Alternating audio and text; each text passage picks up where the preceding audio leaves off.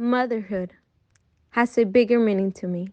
I just went through one of the most overwhelming experiences in my life that up to this day, 12 days after Maria Stephanie's birth, I'm still processing everything my mind, body, and spirit went through. I'm just finding the energy and enthusiasm to check my phone and get back to family and friends. It's hard to explain what I felt and still feel today, but all I can say is that it was all worth it. We had a few complications throughout labor, but thanks to everyone's prayers, both baby and I left the hospital well. Here is our birth story as first time parents and a dedication to our dear daughter. La maternidad tiene un significado más grande para mí. Acabo de pasar por una de las experiencias más abrumadoras de mi vida, que hasta el día de hoy, 12 días después del nacimiento de María Stephanie, sigo procesando todo lo que pasó en mi mente, cuerpo y espíritu. Estoy encontrando la energía y el entusiasmo para revisar mi teléfono y volver con familiares y amigos. Es difícil explicar lo que sentí y sigo sintiendo hoy, pero todo lo que puedo decir es que valió la pena. Tuvimos algunas complicaciones durante el trabajo de parto, pero gracias a las oraciones de todos, tanto la bebé como yo, salimos bien del hospital. Aquí está nuestra historia de nacimiento como padres primerizos y una dedicatoria a nuestra querida hija.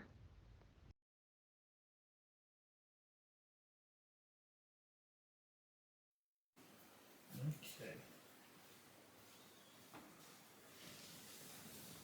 So she's still eating? Yeah, she's taking a little nap. She's taking a little nap. She's still there. She's still in the She's still in the boob. But she's like, I'm taking a little break. Okay. So you want to talk about what went right and what went wrong. So we'll do one of each, right? We won't like do the whole list of each one. We'll do like something that went wrong, something that went right. So what's something that went wrong in your eyes? Alright, so I guess we'll start from when I started getting what we thought was actual labor contractions, and this was on Wednesday, February the 1st, 3 a.m. Mm-hmm. So, You want me to write that down? what went wrong? I mean, we found out later that it was not real labor contractions, that it was the Prodromal labor. that diagnosis that they gave me, prodromal labor. Mm-hmm. So I guess we should just put it. Yeah. What went wrong? Fake labor contractions / prodromal labor. That's what messed me up.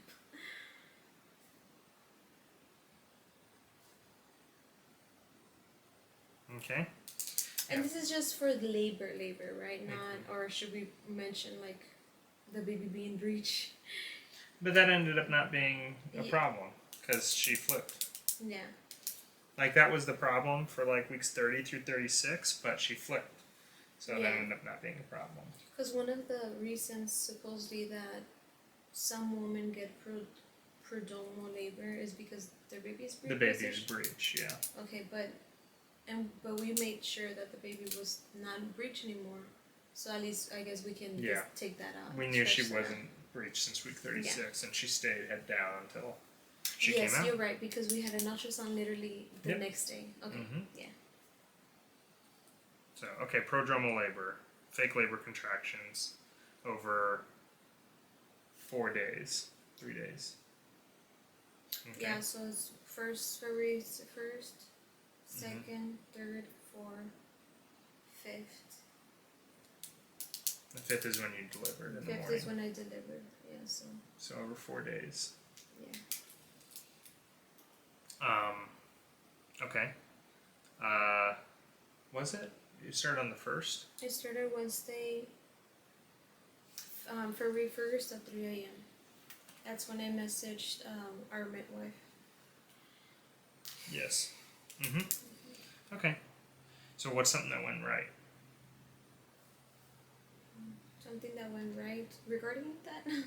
No, regarding the whole labor process. I can't think of You one can't right. think I of mean, I'm anything? sure there's a lot, but or maybe we can do that at the end. I think it's better to Just- do one went wrong, one went right See? of the whole Okay. thing.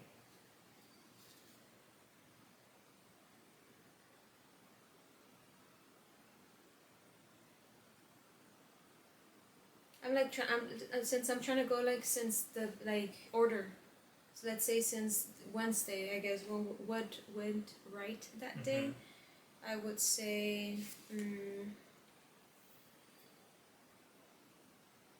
we had an appointment that day, and everything looked good so far.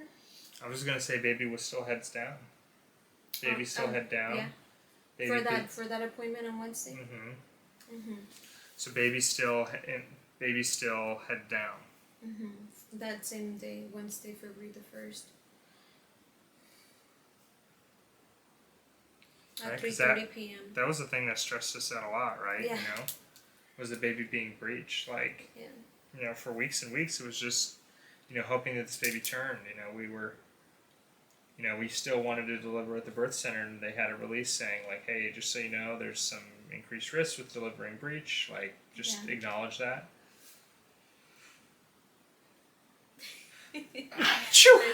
You know, that can be mitigated with proper birthing techniques, but they just wanted you to be aware. But then we didn't have to worry about it. We didn't even have to sign it because baby turned heads down. I think that's a positive thing right there. Yeah, for sure. And it was that same day. Yeah. It was that same day. So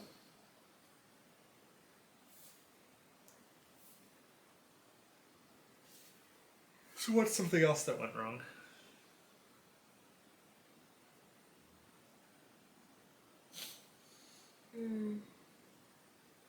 or maybe it wasn't that same day. It wasn't that same day. Huh? It was the yeah, Wednesday was our prenatal appointment.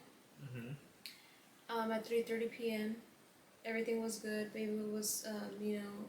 That was the ultrasound. And that was Wednesday, February the 1st. And then Thursday, that's at 3 a.m. That's when I started feeling the contractions. Contractures started. Oh, okay. Yeah, because Wednesday was when the power was out. Oh my God. Okay, so it's so funny. Yeah, that whole week, I guess what went wrong? The weather. Power was off. So you can put that. I mean, that didn't really affect us, though, did it? We didn't get to physically have an appointment. Okay. I mean, we can. It had to be. I mean, I can put that. Yeah, bad weather. Bad weather. We had so on the 1st of February, we had an appointment scheduled at the birth center in the afternoon. However, they didn't have power at the birth center, so it ended up being a virtual appointment. Yeah. So I guess technically we didn't know if the baby was supposed to head down that day, but later on we found out. We found out the next day because we got an ultrasound on Thursday. We go. Yes, we exactly. So, do we have something that went right?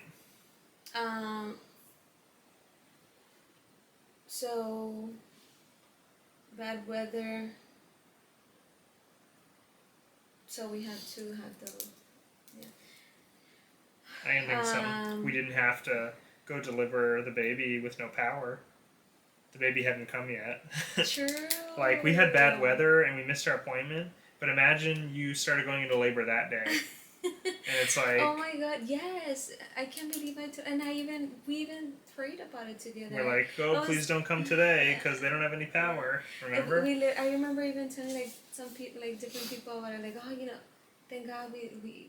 Because, you know, once again, February 1st, I mean, that whole week, I was already in the 41st week of my pregnancy. 41st. 41st. We had just posted about like the baby mama dance video and you know what's in my bag video and all of that, you know, fun things on my YouTube channel and social media and then I was just thinking like, thank God I have not given birth yet because there's no power in certain areas. Because of the weather. And the roads were icy. Oh my God, I can't believe I forgot about that. You're so right. This is actually so helpful. Yeah, I know. We're doing like a reconstruction. Yeah. You know, in the Air Force, we have this process called P-bed. You ever heard of it? Plan, brief, execute, debrief. This is the debrief portion, right? So plan is where we sit down and we say, okay, what are we trying to accomplish? What objectives are we trying to achieve? That's the plan, right? Yeah. Then the brief is, making sure everybody's aware of the plan, right? Then we execute, and then we debrief. What went wrong? What were lessons learned? And then we try to, and then we incorporate those lessons learned in the next time, so those mistakes don't get made again. Yeah, you don't Right. make any mistakes. And that's awesome. I mean, in the organization, community, activism side, we have pros and cons. Pros and cons. Pros and cons. I never heard of those. Or there was another one like deltas and I forgot. But anyways, yeah, that's good. But sometimes we forget. It's a good technique. I think I think it's good to do what went wrong and then what went right, because I think we have a tendency to always focus on the negative. Yeah. Like, I mean, all these right things now, went like, wrong. But then you don't even remember. Hey, remember the baby was breech and that stressed us out? Yes. She stayed heads down. And I literally was the one that was like being more optimistic than some people that were telling me already, like, hey, you're past 40 weeks, like, oh yeah, you people should at work panic, too. you Everyone know? was like, so if they schedule an Stressing me induction, out. people at work were like, so they schedule an induction, and I was like, well, we're at a birth center. They can't do that. We're just progressing naturally, and when baby wants to come, baby's gonna come. Because then again, like, what was the statistic? First time mamas. The average date of delivery for a first time mother is 41 weeks and 2 days. In 2 days. Mm-hmm. And which was February 2nd. Yeah. So we were thinking. Which is when you started going into labor. Yeah. So, yeah, like having to like have this conversation with people that are very used to like like hearing about testimonies where it's like, oh, I had to be induced because I was already 38 weeks or 40 weeks or whatever, in C7, and it's just like people or other, and I'm focusing like on family and friends, right, they're just concerned, right? It's like, oh, but you're already more than your past due date, like, so it's like there's the good intention, trying to like, they're just, like concerned, but at the same time it's like, hey, actually, like, first time mamas, a lot of them give birth 41 weeks in 2 days, so everything's gonna be fine, trusting God and everything. But then the weather got so bad that it was actually good that I haven't given birth yet. Right. And we talked about this, and I remember like telling some of my friends and family, like, hey, like, hey, actually, glory be to God, And yeah. so I guess I can't believe I forgot that was me too, but yeah, you're right. You're right. Good. All right. So that was bad weather. Okay, so we didn't have to give birth. Right, we didn't give birth when the power was out and the roads were icy. And the roads were icy. Yes. That was stressing me out. I was like, I know how to drive in the ice and snow because in Virginia, I'm no stranger to that. But here, everybody doesn't know how to drive. And when I had to go to work that one day, I was like, man, people be crazy. People here are not used to driving that. So I was going to be careful. So I definitely think that's something that went right. How's she doing? She's doing good. She's like knocked out with milk. Oh, the milk. Oh, it was so good. It was so good. Okay, so that was the first thing. The second one would be the prodromal labor. But the pro was, which started on Thursday. February 2nd. Thursday, February 2nd. It was Dia de la Candelaria. We were planning to do tamales and, record the process. That was going to be another Yeah, we were going to make video. tamales. Yeah. But then, I started the, like, contractions. It was just like a menstrual, like, period cramp. I remember I was telling you, I was like, this is not so bad, and it was like, it was 2:30. Yeah, that first day was not that bad. It wasn't so bad. There were there were different times, right? Like, I think the closest ones was like 10 minutes apart, but the other ones were like 30 minutes or more. And then it started becoming more like 10 minutes, right? But yeah, so that day at 1:45 p.m. we had an ultrasound, those 3D ultrasounds. So that was nice. That same day, Thursday. That same day, Thursday. Okay, so is there something else that you want to comment about that day that went wrong?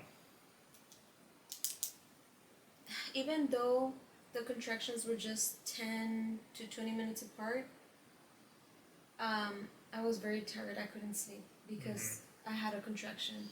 10 Lack to of 20 sleep. minutes lack of sleep. It was, yeah. I mean, yeah, it is what it is. There was lack Yeah. of sleep. It's like, cause it's like, it was it's not. I can take it. It's not so bad.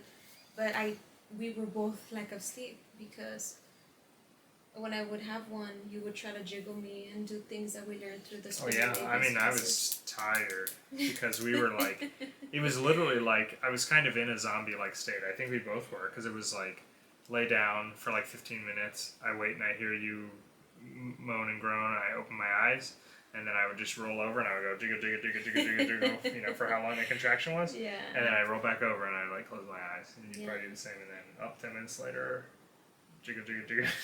Yeah. I mean, it was just that all night, and you were getting up to pee a lot too. Oh my god, yes, I was peeing so much. And there was just one instance I just never forget. I remember because you sleep on this side of the bed, I sleep on this side. Mm-hmm. I'll never forget this moment. It was in the middle of the night where you went over to my side of the bed, and we just held each other in our arms. And that was probably like the best sleep of the night. I don't know. I remember it so vividly. I remember us falling asleep in each other's arms, and it was just like we were like comforting each other. Like, hey, we got this. We can do this. I remember it being really warm. Yeah. It was the Xosimo. What was it again? What's that? Maybe that helped with the pain of the contraction. The Oxytocin. Oxytocin. Yeah. Oxytocin. Uh-huh. Maybe, and I feel like I'm kind of like downplaying it. Like some of them were a little more painful. Well, it was only not painful because it started at like 3 a.m. that morning. And throughout the day, it was not that bad, but towards the night, it started getting more painful. Night, right? Yeah. That was when it got painful. Was that night? That was when it started getting painful. The day, not so much. Like we went and got an ultrasound. We went and got tamales, and you would like, oh, I feel that, but you could talk through it, and you were still like, you know. So what went wrong? Contractions were getting more painful. Or lack of sleep is what I put. Do you want me to put? Yeah, lack of sleep. But I was gonna create another bullet point. Okay, but we have to do one. What went right? For the lack of sleep. Okay. Or something that it doesn't have to be related to that, but something that day. Oh, something that went right. Something that day.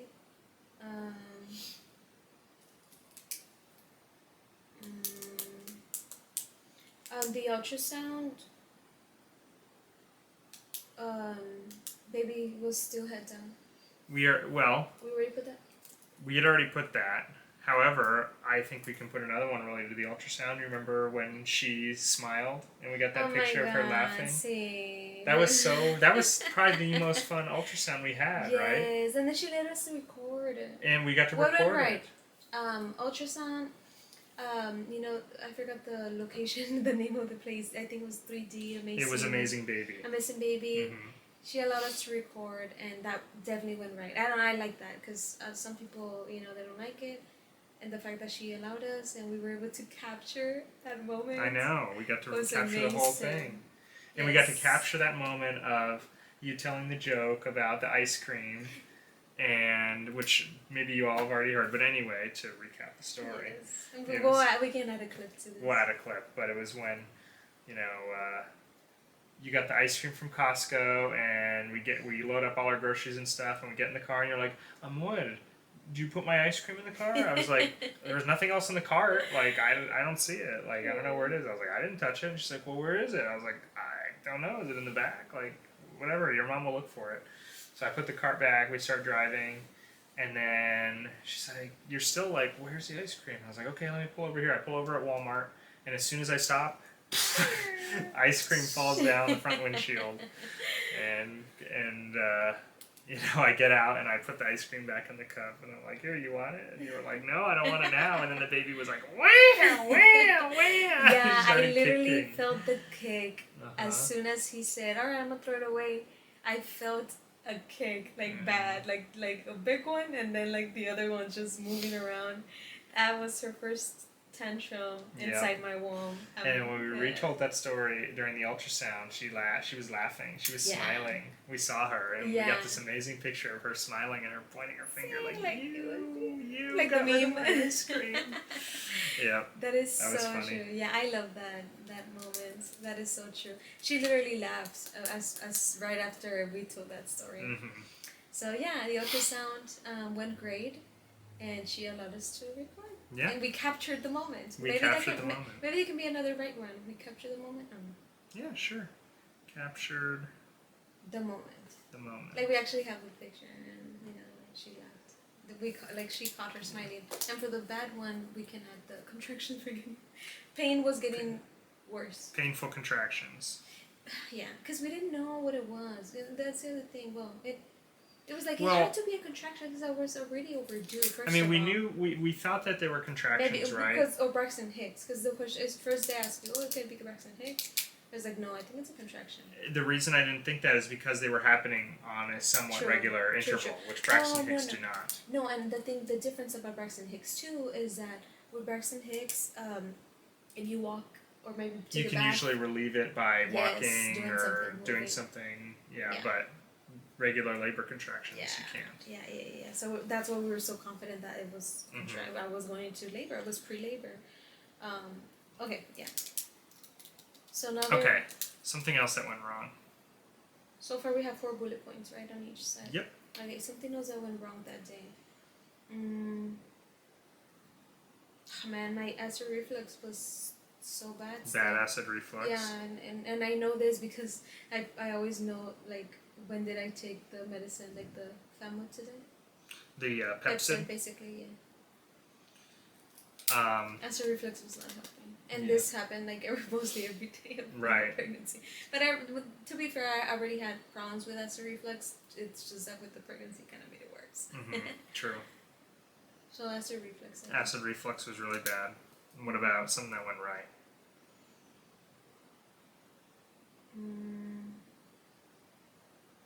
That day, Thursday.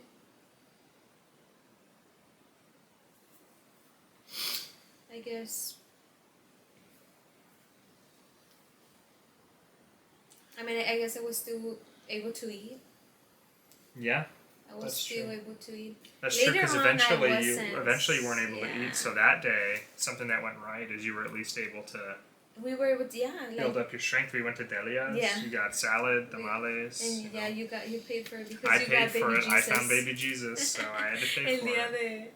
De la rosca, the day of the 3 weeks, man. Yep. You Okay, found baby so Jesus, so you have to pay the tamales. Still able to eat at that point. Okay. Can you hear her snore?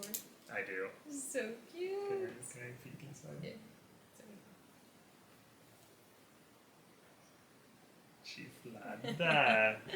Likes to nuzzle up on mommy. Okay. Alright, what's next? Alright, let's go to Friday. Now we're Friday. Okay, so that was Thursday, Yeah, right? Thursday. Because we included the lack of sleep, which happened Thursday. Yeah. So now we're February the 3rd. February the 3rd. Our doula Rachel came to the house. Yes. Because we've been messaging her like, since early in the morning too, because I was having the contractions, and they were becoming closer together. Right, because midwives are the ones who deliver your baby, right? Yeah. But your doulas help you through early labor, because you can't go to the birth center that early, because you can labor for a couple days, right? You can, like, I've heard or hospital, they'll tell you. Yeah, exactly. They'll be like, it's too early. You got to go home, right? Because you can labor for up to 3 days, right? And they can't just have you sitting in your room for 3 days. Moaning and groaning. There's nothing they can do, right? It's just like, hey, you got to tough it out until you're this far progressed, and then we can help, and then we can get things moving along, and start. And which is what the doulas do too. They help with certain exercises, spinning babies classes that we went to, and which we put into practice again that day, with her. She came to our house. We did several exercises, and so I guess that was good. Well, I guess. You want to make that a pro? Well, what was something that was bad before? Before we go into the pro, I guess what went wrong.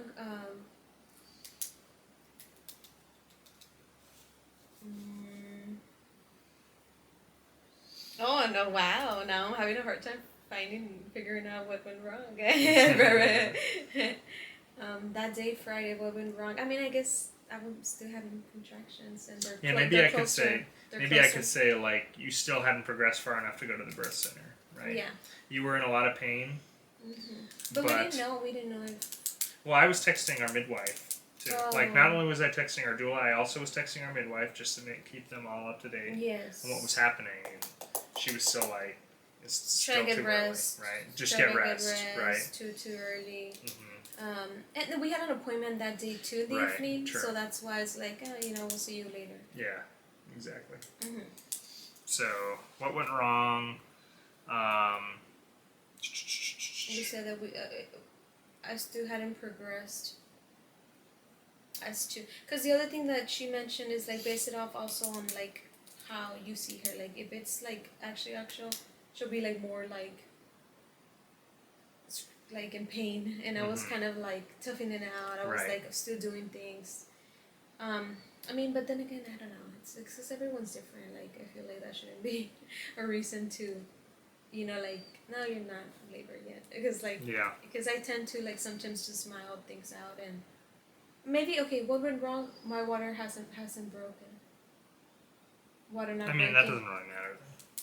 Yeah, but if my water would have broke, that would have been an indication. Like, oh, she like it's going, it's happening.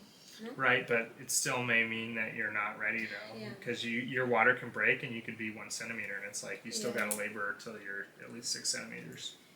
So what went wrong? No new signs of active labor. It was still pre-labor. Okay.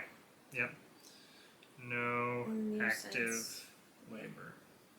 No active labor. Signs. We did have signs, but no We'll say new no signs. No new signs. No active labor, we'll say. Mm-hmm. But then a pro was that Our doula, Rachel, was able to come to the house and and we were able to do several exercises. Yeah, exercises, because that can help. She messaged us, said, "Hey, if you'd like, I'd like to come over today and we can work through some stuff." And Rachel, that was awesome. was so awesome. But okay, we'll go more into that later. Yeah. Mm-hmm. So that was something that went right that day. So she was with us pretty much the whole day. Oh yeah, that day. Right? Yeah, she was with us the whole day. All right. So later on, we have our prenatal appointment. Okay. At What went wrong? 5:30 p.m. What went wrong? I was just 1 centimeter dilated. Yeah. 1 centimeter dilated. Yeah. After 2 days. Of labor that progressively got worse and worse. Well, 1 day, I guess, technically. Yeah, it was no 2 days because we have to come. It was 2 days of labor because you started at 2 a.m. on Thursday. Thursday, yeah. And Friday was all day. We went there at 5:30 p.m. on exactly, Friday. 2 days of labor. Mm-hmm. And it sounds like just 2 days. Like no, I'm counting every hour, because it's like they were just by then they were only 10 minutes apart, 5 minutes apart, right? Some of them were even like less at times.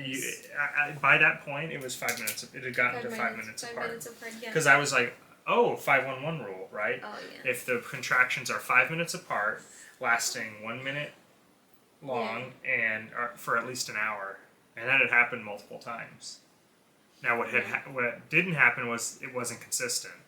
Because there was a period of time where over an hour where they were 5 minutes apart, but then it went back to like 7, 8, 9 minutes apart. Yeah. I think it was for a while, and then it went back to 5 minutes apart. Which, if it were real labor, if you were in active labor, it wouldn't be that way. They would only be getting longer, stronger, and closer together. It wouldn't go back to being further apart and then back closer together. Yeah, and I think that's after our appointment. So we went to the appointment, right?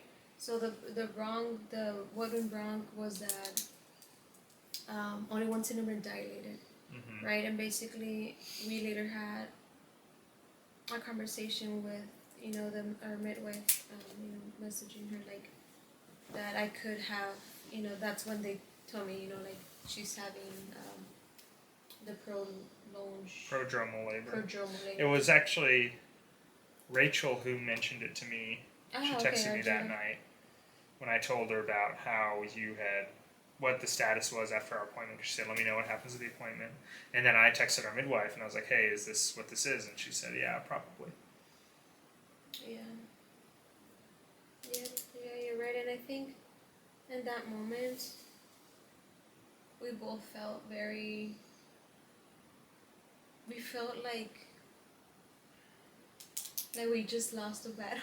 Yeah, I felt like we had low morale. Yeah.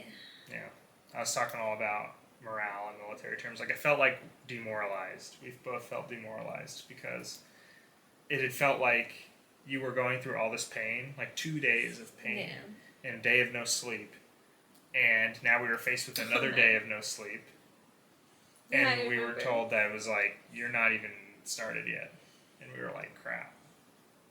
I remember I felt like crap. I feel and I think it wasn't that day that when we were like both at the restroom and like we just like tugged each other and cried. Yeah. Mm-hmm. Yeah, I think I cried. You cried. There was a lot of crying. Yeah. It was hard. Yeah, we were both like man, like all this work and everything that and pain and exercises and everything. We felt like it was like maybe not.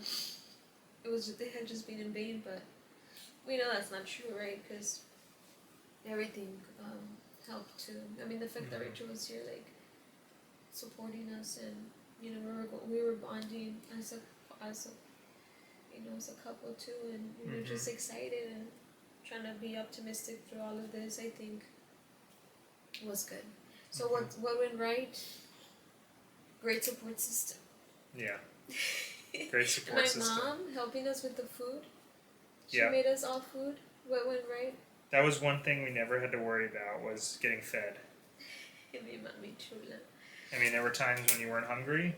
Yeah. But she always had breakfast, lunch, dinner for us. It was just like, hey, I got food, you know. And that was one less thing to worry about. And that was so helpful. Even with the dogs, she helped with the dogs too. Well, when we can put, we had support. Well, I mean, I guess that falls under the great support system. You know, your mom. I can say /mom. Great support, yeah, /mom. Yeah, because really it was your mom. Yeah, was my coming mom. In clutch. Yeah. If she wasn't here, I'd be ordering a lot of Uber Eats. Yeah. And while you were being jiggled, I'd be like, okay, so what do you want me to order? What do you want me to order? And you know I'm not good at picking out what you want, what you want me to eat, because we'll tell the story later when we were at the hospital. Yeah. And Rachel was picking us up some food, and Nayeli was like getting poked and prodded by all the doctors, and I was like, tell me what you want. And she's like, I don't know, just pick for me. I picked the wrong thing. And he picked chilaquiles, which is, I like them. It was just that I was already like still suffering from the acid reflux. I was like, you had the baby. I thought you'd no more acid reflux, right? Okay, good. Bad assumption. But anyways, okay. All right. So I want to write my mom. Yeah, your mom. Okay. Something else that went wrong. What about next? This is the same day, Friday. No. Alright, so yeah, we felt fatal. we got here and everything, and anyway, so let's go ahead and move to Saturday.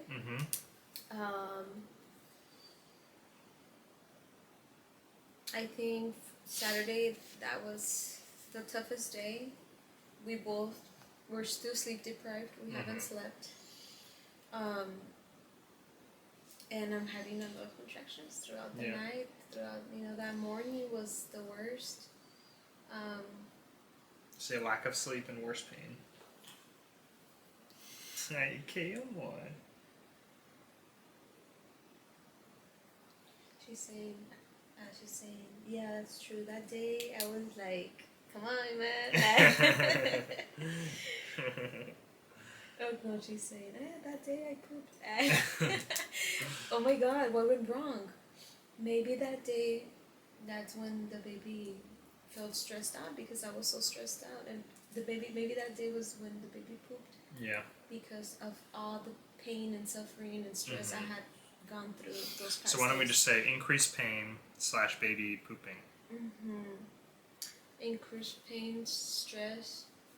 Pain slash stress slash baby. Made. Baby poop? Question mark? Because that's what they say, right? Sometimes, like, the stress and all that. And I think that's something a lot of women worry about, at least when I was reading online. Is a lot of women who are going through prodromal labor, they're just like, I'm just hoping this isn't stressing out the baby. Like, that's all that they're really worried about, right? Yeah. But of course, we didn't know that the baby pooped until later on. Right, we didn't know till later on. Yeah, but we'll say that's something that went wrong that day. That my emotional distress and everything that I was going through was indeed affecting the baby. And by this point, it was just so much. And I was so weak. You were just so tired. We both. All right. So, camera battery died. We had to move to another angle because my cord is only 6 feet long. So, anyway, here we are. Okay, so what we just talked about was that, we were both really tired, right? Yeah, we were both very tired. Yeah. And actually, as the camera went off, it made me realize, you know what? We should put, for what went right, is that we were ready to go. We were packed. We were packed. We had enough time to get everything. To switch clothes, whatever. We had enough time for that. We actually had kind of a little dry run of getting to the birth center because we had the appointment that night at 5:30, which we had originally had to go over the results of our ultrasound, the biophysical profile. Saturday? No. Friday. Yeah, no, Friday. At 5:30. Friday at 5:30, we had the appointment at the birth center to go over the biophysical profile from the ultrasound, and we were like, "Oh, her labor has gotten 5 minutes, 511, right? So we're going to the birth center to get evaluated. We may stay there. So let's get all our stuff in the truck and go." So that was our first little crash run of like, do we got everything? And that was why we were a little late to our appointment. Because I wanted to leave early. I wanted to leave like an hour and a half early because traffic is always really bad getting to Stone Oak at that time at 4 o'clock. So I was like, if we leave at 4, we'll be good. But contraction, go pee, another contraction, making sure we had everything. Man, what went wrong? Like, also, like, I mean, I don't know if I should put it in there, but like, when I had to pee, I would get a contraction. Yeah. And you had to pee a lot. Yes, no, definitely put that because, I mean, I don't know if it's common, but that definitely was not. that was definitely, it felt wrong. Yeah. Because you just like, you'd be like, I have to pee. You're like, I have to pee, but I don't want to pee because if I go pee, I'm going to get a contraction. And that's another reason why I didn't want to drink anything anymore. Yeah, which you had to drink. That was the thing. They were like, she's got to drink fluids. Man, by Saturday I didn't want to drink anything. Because your uterus was working really, really hard. Yeah, and I couldn't eat. That went wrong too. But I guess I'm already skipping. Well, let's circle back. Okay, so we were already packed and ready to go. So what was something that went right? Well, that was it. We were packed up and ready to go. Okay, but we had already said the thing that went wrong was increased pain, stress. Oh, okay, yeah, and then you went. I mean, these things kind of go together, to be honest. What? No. No, you don't want them to go together. Increased pain, stress, baby. Which caused the baby to poop. Because the stress was what made the baby to poop, or whatever. Okay. But and this other one is more like physical pain.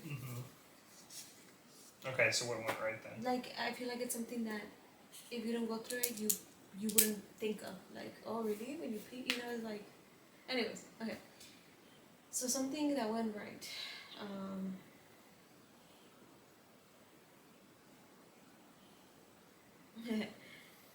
Saturday. I mean, I guess that the midwife was available. I mean, I don't know if that counts.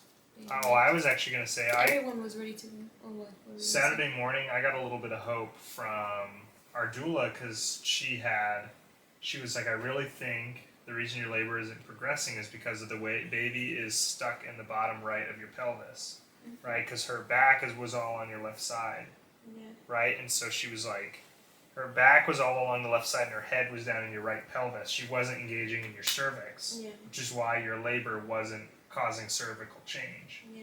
That was one of the theories that she had, and so that actually made me a little hopeful because I was like, well, maybe if we've identified why this is happening, maybe we can work to rectifying it, right? That gave me a little. I don't know if that helped you.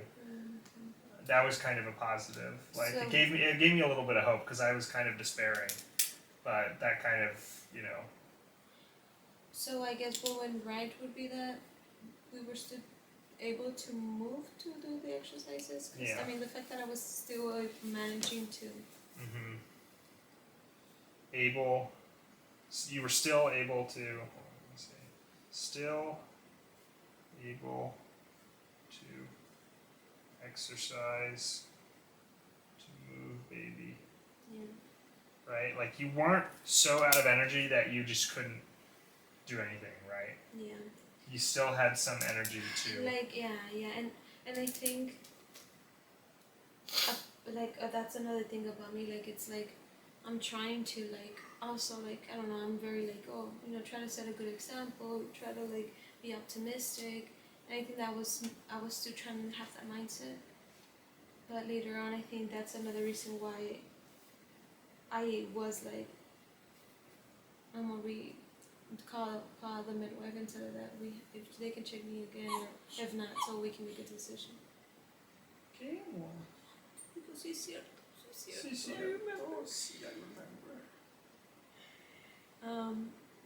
And you messaged her is like, hey, like, can somebody maybe check maybe we're more dilated or something? And I don't know, or how was it like?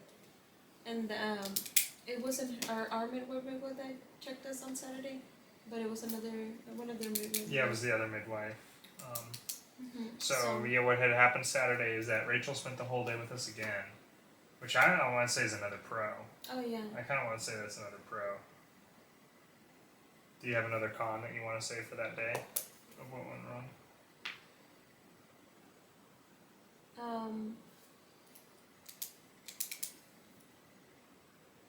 Well, I mean, I guess when we went to the birth center on Saturday. Yeah, when we went again, they said you were only 4 centimeters still. So at the end of the much day, difference. so only 4 centimeters by end of day. Right. So Rachel would come over and stay the whole day, right? And we were doing exercises trying to move baby out of your right pelvis so that she would get into your cervix, right, and start progressing your labor. So we were also out of groceries because of all the good food your mom was making us. So I said, let me go to the store and get a bunch of stuff, just like vegetables, meat, like different things, so that we have like supplies. I know what we need. He needed more suero, stuff like that. So I was like, I have a list of stuff I want to get from the store. And Rachel said, well, why don't you go to the store and I'll stay here and work with Pinky. And, we tried to get some rest that day too. Yeah. Which, may or may not have been successful. You got a few winks of sleep. It probably didn't feel like it that day, but I knew you slept a little because, you would be like, did I sleep? And I'm like, yeah, you didn't do anything for like 30 minutes. You got like 30 minutes of sleep. I got 30 minutes yeah, of sleep. I know. Better than nothing. Yeah, exactly. Um, And I think it all goes back to also yourself, right? You trying and being determined and, trying. The fact that, we continue trying, I mean, I guess that also was what went right. That we all had like this ready to go positive mentality. We motivated each other. I mean, I guess we already put support system. Right. Well, anyways. Okay, so. Anyway, so you were only 4 centimeters by the end of the day, and something that went right was that our doula Rachel, spent another whole day with us. And I asked her, I said, do you normally spend this much time with your clients? And she said, at this stage of labor, not usually. But I think she knew that you just needed that we both just needed the extra support. She said it was the weekend. She was like, I don't got anything going on. Yeah. You know, I really think I have a way that can help you. Like, let's try and do it, Yeah. right? And you know, I've already said this so many times. Like, if we didn't have her, I don't know if we would have made it. Well, yeah. I don't know if we could have done it. What Didn't know what to do. I was just trying to like give you any sort of relief or help you try to sleep or anything. I don't know. I felt very helpless. Yeah. I'm just remembering and wanting to get emotional again because that was another moment where we were both like, well, we probably should do a separate video of like, thank you, dude. Yeah, true. Of just this because I think we learned so much and I think it's important to teach others about it, a good experience too. At least that, you know, shedding some light to what, you know, a doula can do. Right. Or anybody else who supports us. I want to go back to work and recommend. There's a bunch of people at work having babies. I'm like, you should go get a doula. Try. Yeah. Like, especially if it's your first time. Like, that was, she was really a godsend. Seriously. Anyway, okay, cool. So what else went wrong? So that was Saturday. We're at Saturday night now. We're all loaded up just in case. We went to the birth center. You were only 4 centimeters, which they said that's still too early. Yeah. Did we already put that I hadn't eaten, right? Or one, two, one. Unable to eat or drink. Yeah. I'll put that. Unable to eat or drink. I should look in there. Good. She moves and then she goes back to sleep, but then she wants to latch, but then she falls asleep. So I don't know. Little chicken.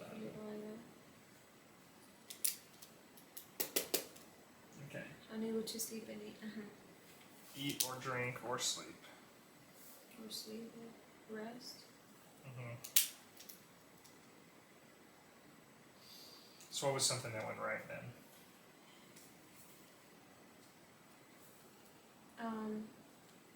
Our photographer was a very, you know, just ready to go.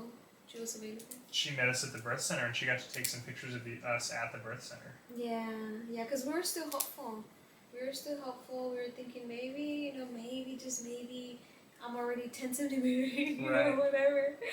Because we were like, maybe after all that stuff, all these exercises, all this, because this was the worst day of labor for sure. Yeah, Saturday. Right, Saturday was the worst day. We were like, maybe she's enough. Maybe she's like Saturday, 5 or 6 centimeters. February Maybe 4th. she's going to have this baby tonight or tomorrow morning.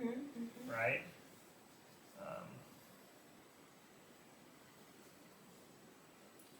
Yeah, she was ready to go too. Yeah, so Joy was there, yeah, our photographer, and she got to take some pictures. So we did get pictures at the birth center, right? Yeah, which was nice. Yeah, you're right. Yeah. Exactly. Yeah, I think that's the reason I was like, you know, at least let's just take some pictures. Why not? We're here. We already got the. I'm wearing my baby on board shirt. Yeah, baby on board. You were in a cute little outfit. Yeah. All right. So. Okay. So what happened next? I remember when I saw her, I wanted to cry. Oh, I think I did cry. Even her, I think she wanted to cry too. She was so sweet. But anyways, okay.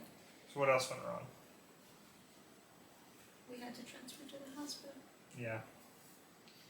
So, based on the conversations we had with the midwife, right, it was that, hey, she's 4 centimeters right now. It may be another 24 hours before she has progressed enough. Maybe not. Maybe it would be another, but it would at least be another 8 hours. Yeah. Right? Like, it wouldn't be tonight. Like, it would be tomorrow morning. Yeah. When she had progressed enough to, you know, go into active labor, you know, out of pre-labor and into active labor, right? And I think you were in so much pain. It was after I had come back from HEB, after I had come back with the groceries. That was when you had said, like let's call Erica and ask her, you know, our midwife, and ask what we should do, because I don't know if I can bear the pain anymore. Yeah, I don't know if I'm going to be able to push. Or let it, you know. Well. Yeah, and that was that was all the stuff that we had talked about. It was that, like, you know, she's gone through so much pain these past 3 days. No sleep, no food. No food or water. No water. Oh, and the other, no, you know what? Also was the reason we decided to, my temperature. I started getting very, very And she started getting hot. And potentially getting a fever. We didn't check your temperature. Yeah, we probably didn't should have. check, yeah. Because, you know, sometimes you feel hot and then you take your temperature and you're like, not, you don't have a fever. yeah. You know, sometimes you just feel hot. So maybe you didn't have a fever, but you felt like you had a fever. I was like, I'm definitely getting one Yeah. soon because I feel. So yeah, my body was reacting. What went wrong? We had to transfer to hospital. Yeah. But anyway, so what we had talked about was that because you still you desired, number one, most of all, to have a vaginal birth, Mm-hmm. that it may be better to transfer to a hospital and get an epidural so that you could get some sleep. Yeah. Because you were operating on no sleep, no food, not a lot of fluids. Like, I was trying to make you drink fluids, but it was hard. Man, it was hard. And then I kept burping, right? I kept burping. The acid reflux. It's like, imagine if I would have puked with no fluids. It would have been even worse. So, and it was like, we didn't know if you could do another 8-hour night of like no sleep, like us tossing and turning, you know, over and over as you're riding from the contractions. So it was like, if we went another night, you may not have had enough strength. Even if by the next day you'd come to the birth center and you were 6 centimeters, you may not have had enough strength left to go through the rest of labor unmedicated. Yeah, and it was concerning for the baby too. Then once again, because I felt that I had a fever, I felt that, you know, too weak, and I was like, what is she feeling, you know? And she was still moving, you know, but it was like, she wanted to get out too, but it was just that. Yeah. So anyways, we had to transfer. So we made the decision to transfer to the hospital because you could get they could give you an epidural, you would get relief from the pain, and you could sleep. Yeah. So that you could have the strength to have a vaginal delivery, because that was what was important to you, right? Because if we had waited and tried to tough it out another night,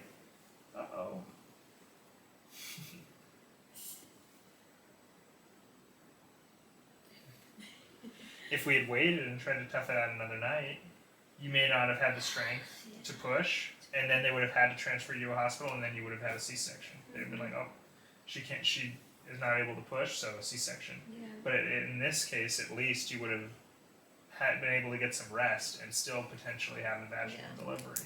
You could build some of your strength back up. They would give you an IV, they would replenish your fluids, you know, all that stuff. So that was a con, but what went right? What went right about that? About transferring to the hospital? It was what went right. We took the decision at the right time. I was gonna say, what about the nurse? I was gonna say that too, but then remember the other nurse. Let's give credit where they were. Yeah. What went right? We were received. At Methodist Stone Oak. Yeah, by this nurse. Yesenia? She was Yesenia. She was just, you know, she received us with a big smile and made us feel comfortable. I know that at the beginning it was like, not her, poor Luke, because he had his GoPro, where once again the plan, you know, I had this vision that, oh, you know, I'm going to give birth at the birth center, it's going to be amazing, it's going to be in the tub, and Luke is going to catch the baby, and he's going to have a GoPro, it's going to be in a first person perspective. So he was wearing his GoPro. But as soon as we got to the hospital, like, somebody right away, like got after you. Yeah, somebody, you know, immediately scolded me at the emergency room saying, "Is that recording?" And I was like, "Yep." I think He's so, like, "We need to turn that off." I was like, "Okay. No problem. Turn it off." Definitely put that as what went wrong. Hospitals are more stricter. Couldn't record as much. We could record when people were not in the room, but when people were in the room, they were like, "Hey, you can't record." You know. Couldn't record as much. What went right? Yesenia was amazing. And she really made us feel comfortable. Yeah, she made I think us we feel both went there a little scared. and she really. Yeah, I was like crying the whole way. I wish we had footage of that just to not to like oh, but it's just so you can see sometimes when you see you're able to like maybe empathize a little bit more with people that go through this because it's hard to understand if you haven't gone through something like this. You're so scared and you're like then I was like wait, at this point I'm sure I had a few years I was like shaking. Yeah. Or maybe it was just your contractions had gotten to the point where you were trembling. I was shaking. You were yeah. shaking, right?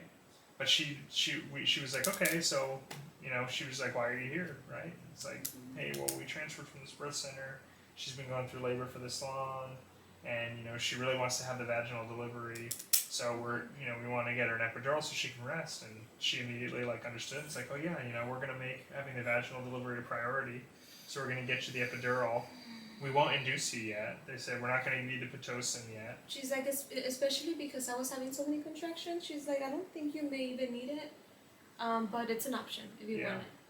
Well, it was like, no. What she said was that we'll give you the epidural first. But she said a lot of the moms, when they get the epidural and they're able to rest, their labor starts progressing again because you're tired, you're stressed, you're weak, So getting the rest allows your body to recover and it starts progressing again, right? And but she also mentioned that because I was already having contractions, that could I may not even need it. Right. Well, anyways, but right, I know, but there was your labor had kind of stalled, right?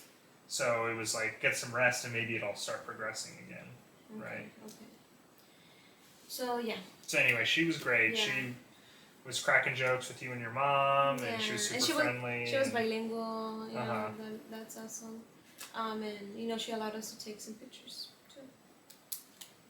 Her and I'm gonna be specific because once again, not everybody was like that. Like, oh, pictures of me, whatever, but at least. Which I understand. Some people don't want to have photographs taken of them. Yeah, but I mean, I guess and it was a hospital policy, right?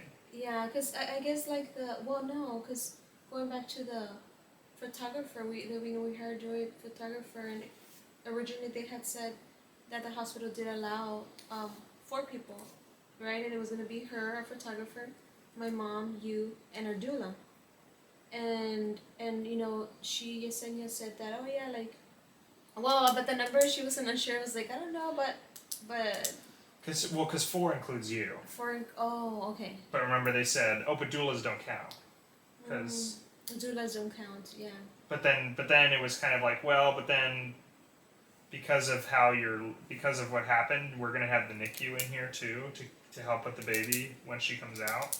So that may be kind of crowded. Like I'm gonna have to, she said I'm gonna have to ask, right, if you're gonna be able to have your photographer, because doulas don't count, but when you're already adding in the NICU also, it's like, and another person. It's kind of like, now it's getting a little crowded. It's gonna be hard, see. So, but at least we had a camera, and my mom was able to take. And it was crowded. There was probably like 13 people in the room. Yeah. There was a lot of nurses, doctor, a lot of people. So. Anyway, okay, but what went right? We couldn't record as much, but what went right? We were able to take some pictures. Yeah, we got some pictures. With our personal cameras. Yeah, with our cameras. It's a good thing we brought our camera, because remember I was like, we don't need to bring our camera because we have a photographer. Yeah, we paid for a photographer. Yeah. But you're right. Yeah. We got I some just pictures felt bad too, because poor Joey too. Like she was with us, awake and ready to go, and then they didn't let her in, and I don't know. That made me feel bad. What went wrong? Our doula got kicked out later on. So now you're talking about after you've had the baby. Okay, fine. Well, I won't skip. Let's still continue on over. Yeah, you're right. What went wrong? All right, so we were talking with you for it helped me get some rest. I mean, I guess. Well, whatever. That might have been. We might want to put that as a pro. Yeah, we should. Yeah, because honestly, that was one of the things that I also did not want. I wanted an unmedicated birth, right? A vaginal birth. Unfortunately, only Dios dispone. God had simply had a different plan for me, and I had to take it for my baby's sake as well. I had to just not think about me, but also about her, and I had to take that in order to be able to, I guess get the strength again and be able to, push her out. So I guess that's it, right? Having the option to take epidural. I guess, and it worked. Maybe. I mean, I still felt some, pain later on, but it was a big difference. Yeah, and I mean, they told us this too at San Antonio Birth Doulas too, that like an epidural is just a tool, right? There are instances where it makes sense. Yeah. And there are instances where it doesn't, right? Yeah. It's not saying that every woman has to get an epidural, Yeah. but in your instance, it made sense to because you had a really long labor and you were not getting rest and you needed to get your strength. So being able to relieve some of your pain allowed you to get the rest you needed to have the strength to push, right? Yeah. So. I guess I could totally say what went wrong too, but I do want to add for the what went right is that we were able to offer up my pain for everybody that sent me their prayer petitions. Trust me, I read that list several times. Look, yep. Read it for me too. And she was always like, "Where's my list? I need to read it." Yeah, and I did it, with love and joy, that I was praying and talking to God, Father, you call us to, to do all this good and be like you, but I'm just human, right? Of course, like, I'm not able to do this without you, so, that honestly was just God being able to help me through the pain, to be able to offer the pain to him, right? So, yeah, everybody that sent a prayer petition, I'm happy that I was able to do that. That's honestly what gave me relief too. I was like, and prayer is powerful, so. Yep. Alright, so I guess now we were able to do 2 wrongs. Okay, so what went wrong? What went wrong? So this is, okay.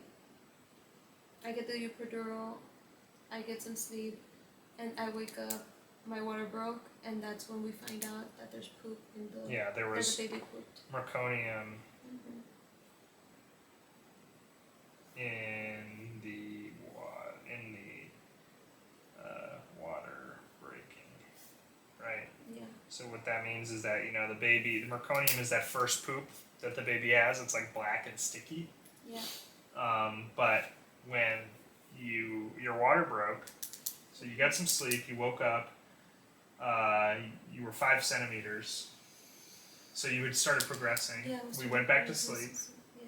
and then we woke up, your water broke. Yeah. Right? So we were like, oh, shoot, water broke, but meconium in the water, so now it becomes a little more serious. It was like something good, and then it's like...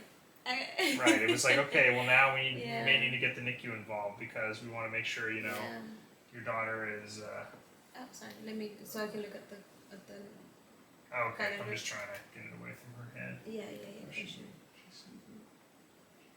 I'll put it over here. I guess, I don't know, kind of like slanting a bit.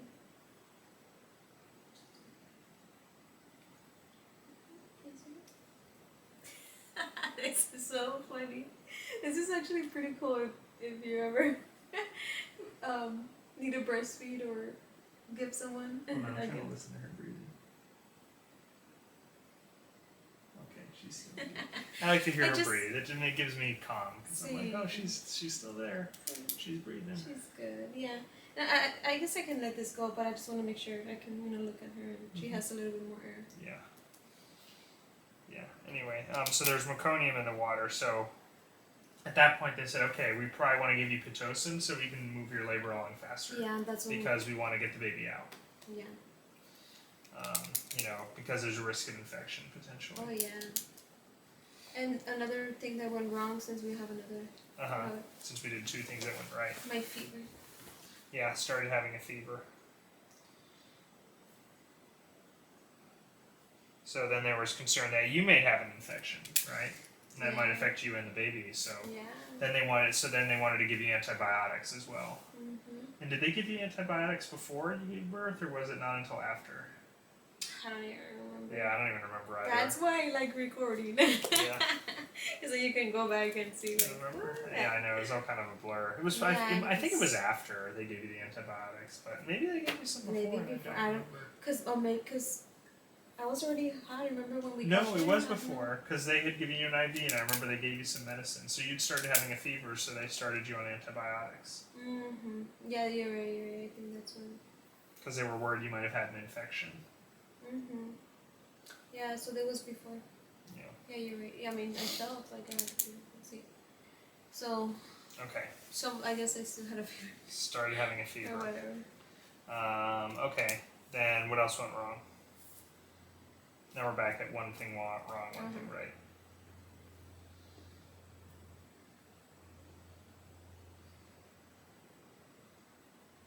When did we find out that the cord was too short? I mean, I guess. So we could. Because I'm trying to think. I mean, during. Oh no! Let me not skip. I started puking while I was pushing. Okay, so now we're at So now she got the pitocin. Yeah. We slept a little more. Your contractions started getting more and more frequent, and then I was texting with our photographer and our doula, just keeping them updated. I was calling our midwife, asking questions. And then it got to the point of like, well, when should people be there? Like, when does she need to progress, to actually have these people come to the hospital with us? And everybody was great. I was shocked people were responding to me. I thought for sure they would be sleeping. Yeah.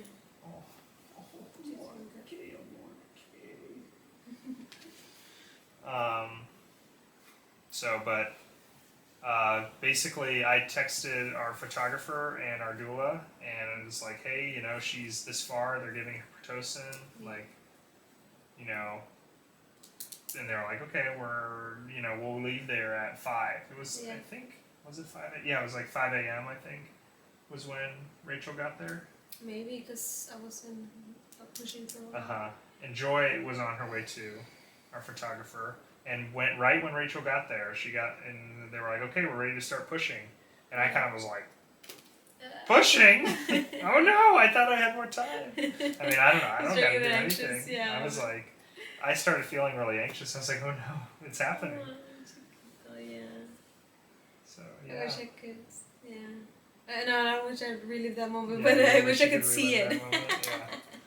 No, I mean, just seeing you guys around, you, my mom, and I also felt bad because, especially with my mom, because it's like, that's why I remember at the beginning, it's like, should we have her there or not? Because, like, she has a lot of health problems.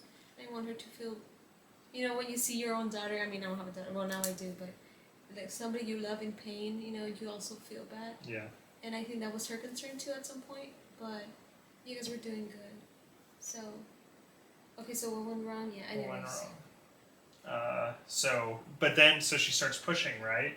And she was pushing like a champ. I already said about the acid reflux, right? Remember that I needed to push, and I said, like, give me a minute, I need to burp, and I couldn't burp. Acid reflux. So how about acid reflux while pushing? Yeah. Acid reflux while pushing. Yeah, the pushing was difficult because you kept having bad acid reflux, and it was like, no, I would like go back, and then I have acid reflux. Let me get up, and they're like, no, we gotta just go through it, and you threw up. Yeah, because I mean, I'm not just saying like acid reflux. It's like it's so bad that if I just stay like laying down, I'm gonna puke, and that was it's hard to breathe. It's hard to breathe, especially you're pushing. It's already hard to breathe while you're pushing. Imagine, now with this. And I puked several times. Yep. And Rachel was there with the bag. She was there with the bag. She was like, I've caught a lot of vomit. That's not uncommon for women to vomit while pushing, or while in labor in general. So what went right though? So acid reflux while pushing, that caused me to puke, or should that be we'll say puking. Yeah, I think that's one and the same. I wouldn't make those two separate things. Okay. All right, what went right though? What went went right. Baby was also wanting to get out. She was, coming down. Yeah, baby was moving. Mm-hmm. So, and I also want to say that I want to add this as a pro too. I'll do slash good pusher. I think what we had done, getting you the rest that you needed, was essential because you did a great job of pushing. The nurse, Yesenia, she said, I honestly, you're doing a great job. Like most first time moms have a lot more trouble pushing than you. Like you've already figured out how to push and you're doing it, and baby's moving. Like all in all, she only ended up pushing for an hour and 15 minutes. She said some first time moms push for 4 hours. Can you imagine pushing for 4 hours? Like it was. Remember, it was like, okay, contraction coming, take a deep breath, push, and then as soon as you're done pushing, like, okay, take a deep breath again, push again. Imagine doing that. Hard. You did it for over an hour. Imagine doing that for 4. And I didn't even want to, talk. I didn't want to talk to you. She stopped talking at a certain point. And I was like, I need to focus and try to save any energy I have because I'm still weak. I just slept. I was able to sleep, but I still did not catch up from days of sleeping. Yeah. Like, I don't want to downplay how much sleep deprived we were, because we were very sleep deprived. Oh yeah. It's when you're so sleepy that your head's hurting and stuff. Like it was that bad. But anyways, baby was moving. You were pushing well, right? Okay. In fact, you pushed so well that baby was crowning and the doctor wasn't even ready because the doctor was catching baby in another room. Yeah. That's a good thing that went well. The labor and delivery was not busy. It was not so busy. When we got there, it was really slow. There was nobody there. They have 11 labor and delivery rooms, and we were the only ones. Yeah. That was really. I honestly felt, and I asked too because I was like, "Is this a slow night?" And they're like, "Oh yeah, you guys picked a good night to come 2 nights ago. Every room was full." Wow. So I don't know. I felt like that was God watching out for us. It just so happened the night that we decided to go was the night that nobody was there. We got a lot of attention because we needed it. We really needed it. Yeah.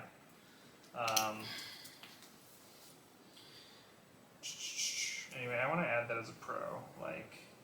Labor and delivery, not crowded, because that was a thing that really put me at ease. I was like, wow, we're not transferred to this hospital and there's no bed for us because we weren't planning to be there, right? Yeah. It was a hot transfer. Okay. Anyway, then negative.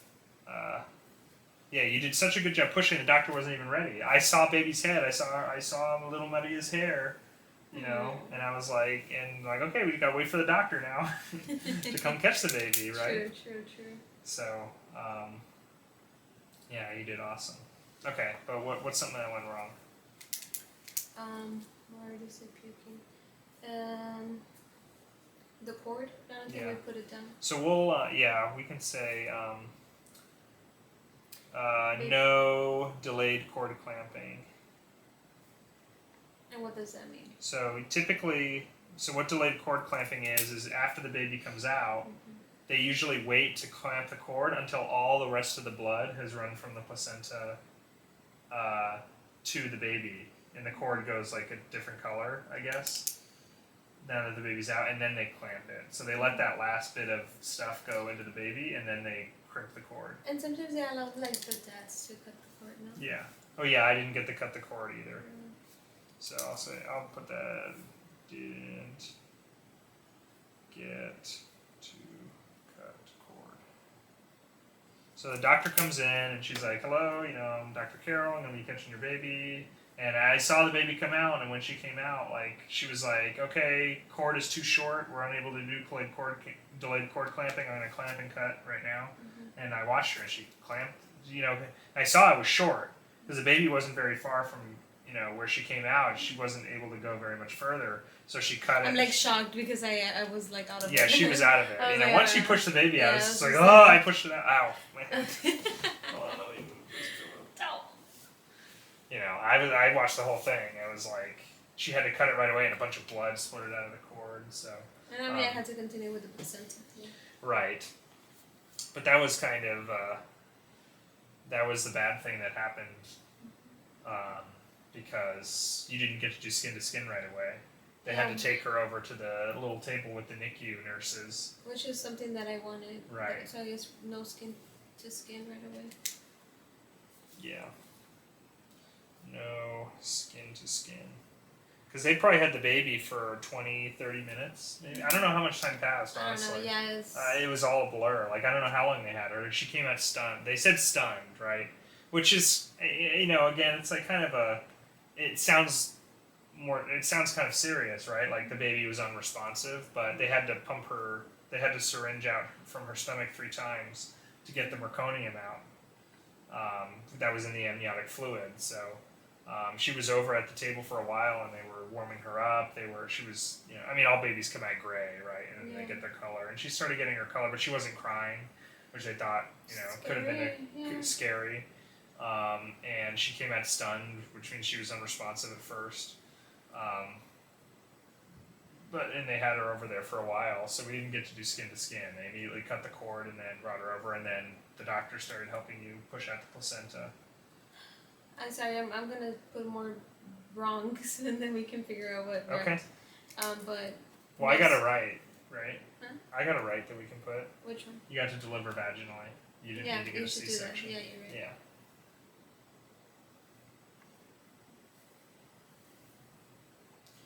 Which is what you wanted, right? You didn't have to get a C-section. Yeah. You were able to deliver vaginally. Yeah. Because of the steps that we took. I think that's something that we need to be proud of. Yeah, we got it. Yeah. Record for it.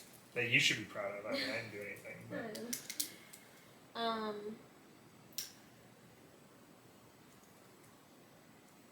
I didn't get to give birth at the tub, and you were gonna catch the baby.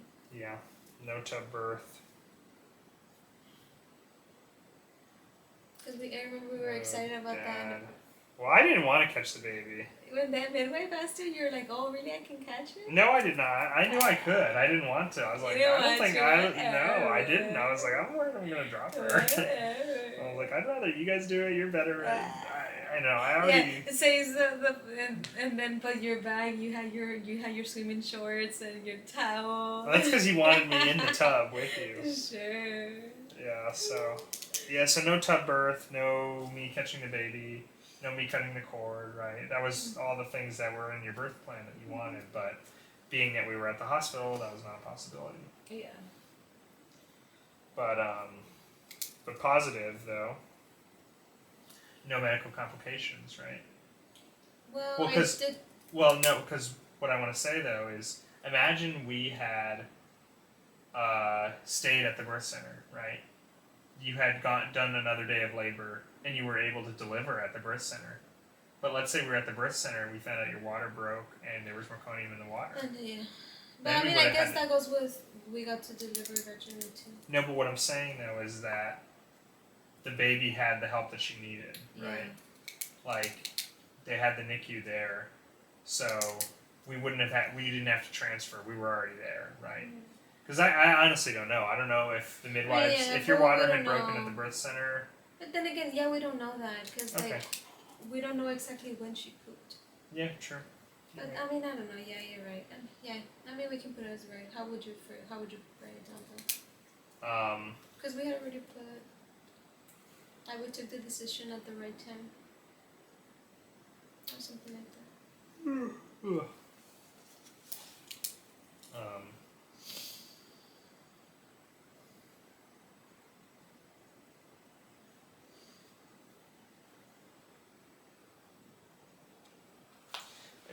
Yeah, I mean, we could actually combine these two negatives and probably not need another pro. Because, like, no skin to skin, no tub birth, no dad catching baby. Like, those are all, like, the same thing.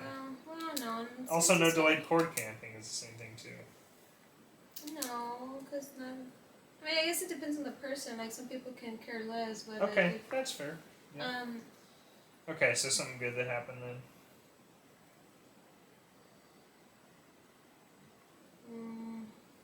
I guess baby started being responsive. Baby started responding, yeah.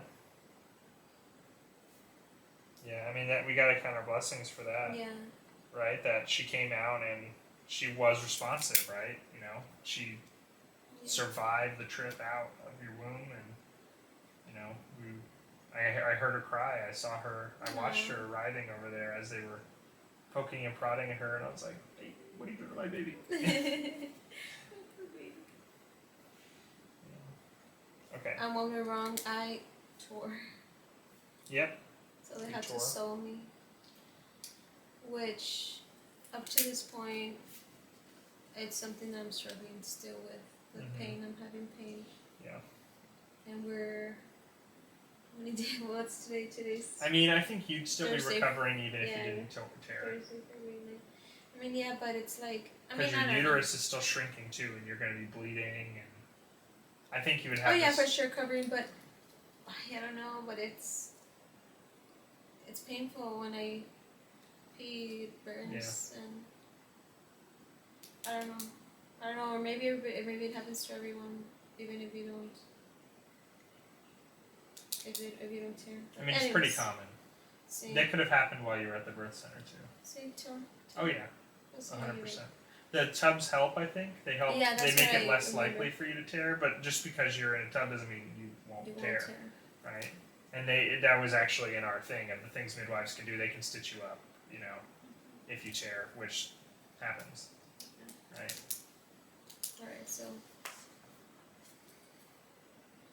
Okay, so what about a positive?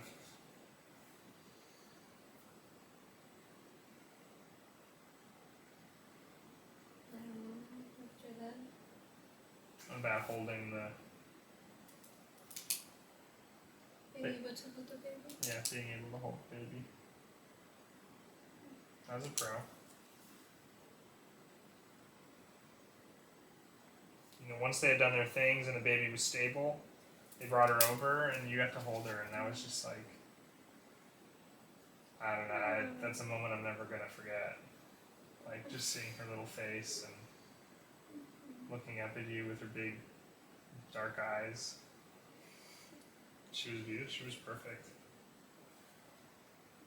Anyway, that was a big pro for me, and I'm sure that made it all worth it. Yeah, definitely. I'm going to the back now.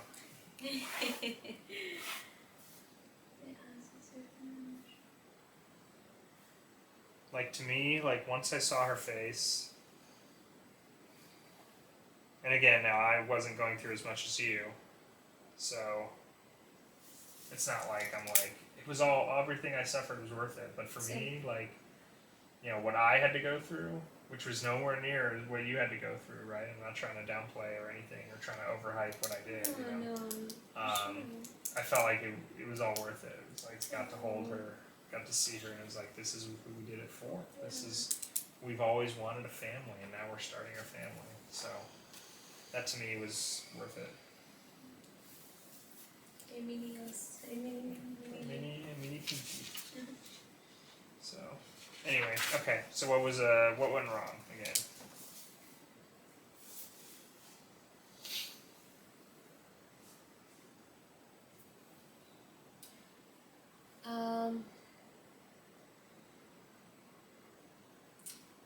Our doula had gotten out to bring us some food, and then they didn't want to let her back in. Yeah, that was bad.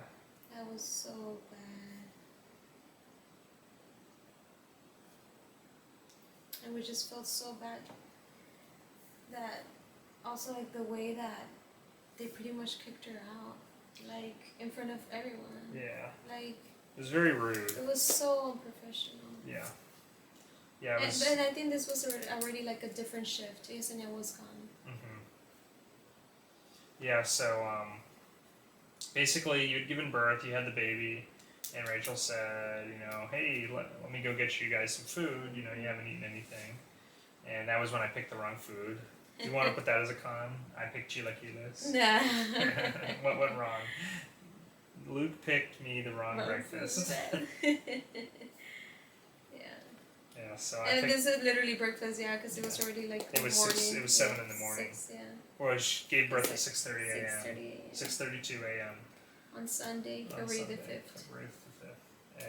And so it was a little later, right? Because the doctor had left, sewed you back up, baby was good, you got the whole baby. It was kind of calm. People had left, right? So then, yeah, so Rachel went to go get us some food, and when she came back, she brought the food, and then, what's it? No, yeah, I'm just thinking. And then one of the nurses was like, we told you couldn't have more than 3 people in here. I thought we made that very clear. I was like, oh, well, she was here for the delivery. It's like, yeah, well, now that's over, so, it was just kind of like really awkward. It was just like, so rude, so awkward, and I she's think like, she can come back in 2 hours. She's like, yeah, she can come see you in postpartum. And then the other thing is, like, she's a 2 hours. doula. I thought, like, they had said that doulas don't count as a... Yep. No, we had cleared it with the other nurses. It was like, hey, we have our doula coming. They're like, that's fine. Doulas don't count it because they kind of help you through the delivery process. Like, they're a useful person, not like, your husband or your mom who are just like a person in the room watching, right? Mm-hmm. It's like they're people who have been at lots of deliveries, who are trained and who help, right? Oh yeah, she definitely helped. Because when you were pushing, it was just Rachel, me, the nurse, and your mom. Mm-hmm. That was it. Nurse was helping move the baby down as you were pushing or telling you when to push. Mm-hmm. Rachel was there holding the bag, supporting you. I was supporting you on the other side. We were helping support you so you could push. We were like lifting you up a little, so you could push more effectively. And so it was like, I don't know, she really helped. That made me feel, that made me feel bad. Yeah, and that's the same person, that staff member was the same person as like, yeah, and also your photographer can't come. She has to wait 2 hours. Mm-hmm. She can go the postpartum. Right. And as we were walking to the postpartum room, she yelled out to the different nurse that was moving us. She's like, hey, have them wear their mask. Like, and the nurse is like, oh, I'm sorry, yeah. Like, it's just that vibe. Mm-hmm. There's some people that are like, she may be the manager of that floor, whatever, like, but it gave her no right to be like come on, dude, like, the hospital, we're there, we're already traumatized, we're going through so much. I know, you went through so much, like, it's good bedside, it's they call it bedside manner, right? Mm-hmm. Like, if you're, somebody who deals with people who are dying, it's not to say, hey, you're not going to be here very much longer, like, you want to be comforting, exactly. Right? Like, and somebody who had just gone through so much, and through so much pain, to just be like, I don't know, talk to you like that, I think it's not appropriate. Even like thinking about it makes me want to cry out of like embarrassment. It was embarrassing. But anyways, whatever. So yeah, that was something that went wrong. Yeah. We got unprofessional staff. I don't know. She was like a manager or nurse. I have no idea who she was. She was like, I had never seen her. But anyway. She was part of the next shift, so I don't know who she was. Maybe she was the lead or something, or our nurse. I had no idea. Yeah. So. What went right? The rest of the staff in the postpartum. Yeah, the postpartum nurses all were amazing. Like, I remember like Karen and Audrey. She was really helpful too. A lot of the other nurses they were helpful, they were friendly, they were jokey, and it was just like, it was really refreshing, and it made me feel better. I hope it made you feel better too. Yes, for sure. I definitely enjoyed our stay in postpartum. I didn't expect to stay there that long. Yeah. Like, I thought they were going to kick us out. Like, it was like, okay, you had the baby. You remember that scene from The Office where they have the baby? You don't remember that? No. It's funny because I honestly thought this was going to be us. Like, where in The Office, they have their days in in postpartum. And then they're like, okay, it's time to go. They're like, all right, you got to leave in like 20 minutes. He's like, and they're like, okay, well, they were like, oh, do you have the car seat? He's like, yeah, it's in the car. It's like, okay, well, you got to go get it because you got 20 minutes. He's like, oh, well, can we have a late checkout? And she was like, 20 minutes. And then he goes to get the car, and they wheel out Pam in the wheelchair out in the front of the hospital. She's holding the baby, and they go with, Jim, and he said, most of the dads bring the car around. And he said, oh yeah, okay, I'll go get the car, and he leaves, and then the guy is holding the wheelchair. He's like, man, we have a lot of patience. So she gets him out of the wheelchair and sits on a bench, and he leaves, and she's just there, baby's crying, she's trying, and I was like, that's gonna be us. I thought that was gonna be us. Where it was just like, okay, you had the baby, So he kicked sad. you to the curb, and I was gonna leave you on a bench somewhere, and I was like, I'm gonna go get the car, but no, they were like, well, no, because of the fact that you had a fever, you need to spend, and the baby, in the meconium, like you both need to be here for 48 hours. Yeah, we gotta make so sure. I was like, and they needed to do several tests. Yeah, they needed to run tests on both of you. You needed to do rounds of antibiotics. They wanted to make sure baby was stable. Mm-hmm. So I was like, oh, we got to spend 2 days here, and that honestly helped so much. I learned a lot from the nurses about lactation consultants were helpful. We ended up getting one of the lactation consultants from the San Antonio birth doulas. Oh yeah. She came to visit us too. Yeah, she was super helpful. Awesome. Yeah, as well. Jennifer was amazing. Yeah. But the more the merrier, right? Yeah. I mean, not everyone can be there all the time, yeah, right? Like exactly. Jennifer couldn't have been there all day. Like she was the most helpful, but having other people to be able to help in those situations was good because, starting off we didn't know. I don't know. You never breastfed before. Yeah, I'd never even seen a baby breastfeed before, so. Yeah, and you always learn something from everyone. Yeah. I guess what went wrong. Oh man, I had it in my mind. Okay, let's not skip. Okay, so the nurses were were amazing. Okay, postpartum care, yeah, and all this, the stuff there. Okay, what went wrong? I don't want to skip, but I don't want to forget the shower incident towards the end.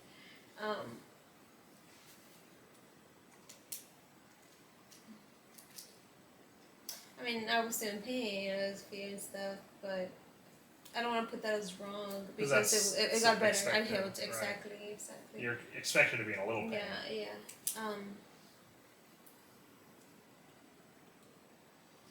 I don't know. I feel like at that point less things started going wrong and more things started going right. Like, food was good. Oh well. That's a good thing. Yes. The chicken quesadilla, the food at the hospital. They always talk bad about hospital food. And some of it was fine. It wasn't like great, but the chicken quesadilla was bomb. It was so good. Yeah. I got it again. That was nice that they offered that. Yeah. I wish I had known that we got 3 meals a day. I know. At the start, I would have got more meals. Yeah, you're right. I guess. Less things started going wrong and more things started going right at that point. Once the baby was there. How's she doing? She's doing good. She's like, yeah. All right, she's good. like knocked out. I guess I'm trying to think it's no sleep. We were still sleep deprived. We could we weren't really able to sleep. We couldn't because it was just visit for me, visit for baby, and that was. It was we didn't have time to check phones, diaper nothing. change, test. Like it was like, okay, let's try and get some sleep. But then it's like, oh hey, I'm your pediatrician. Hey, I'm your OBG. We need to draw some blood. Draw blood. It was just like one thing after the other. This. It was like we never had like a big stretch of time where we could like, let me catch some Z's real quick. Because there would be times where it's like, okay. All right, they just did this thing now. Let's try and sleep right now. But then it was like baby started crying. Okay, we got a nurse. Okay, well we got to call the lactation consultant because she's not latching, and then that took like over an hour, and then it's like, okay, we got 30 minutes. Yeah, let's try and catch some Z's real quick. But then as we're trying to fall asleep, it's like, oh hey, I'm so and so. We're here to do this test, and it's like. Yeah. It was tough. We were like done, but it was still hard to get sleep. Yeah, we couldn't sleep. Yeah. We weren't able to sleep. Yeah. So sleep deprived. What went right? Well, we already mentioned my mom that she was able to go home and feed the dogs. Yeah. But still.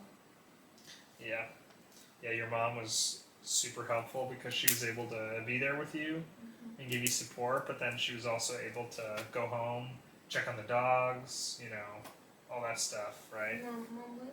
Yeah. I'm able to take care of Dogs. dogs. Yeah. Sleep different. Yeah.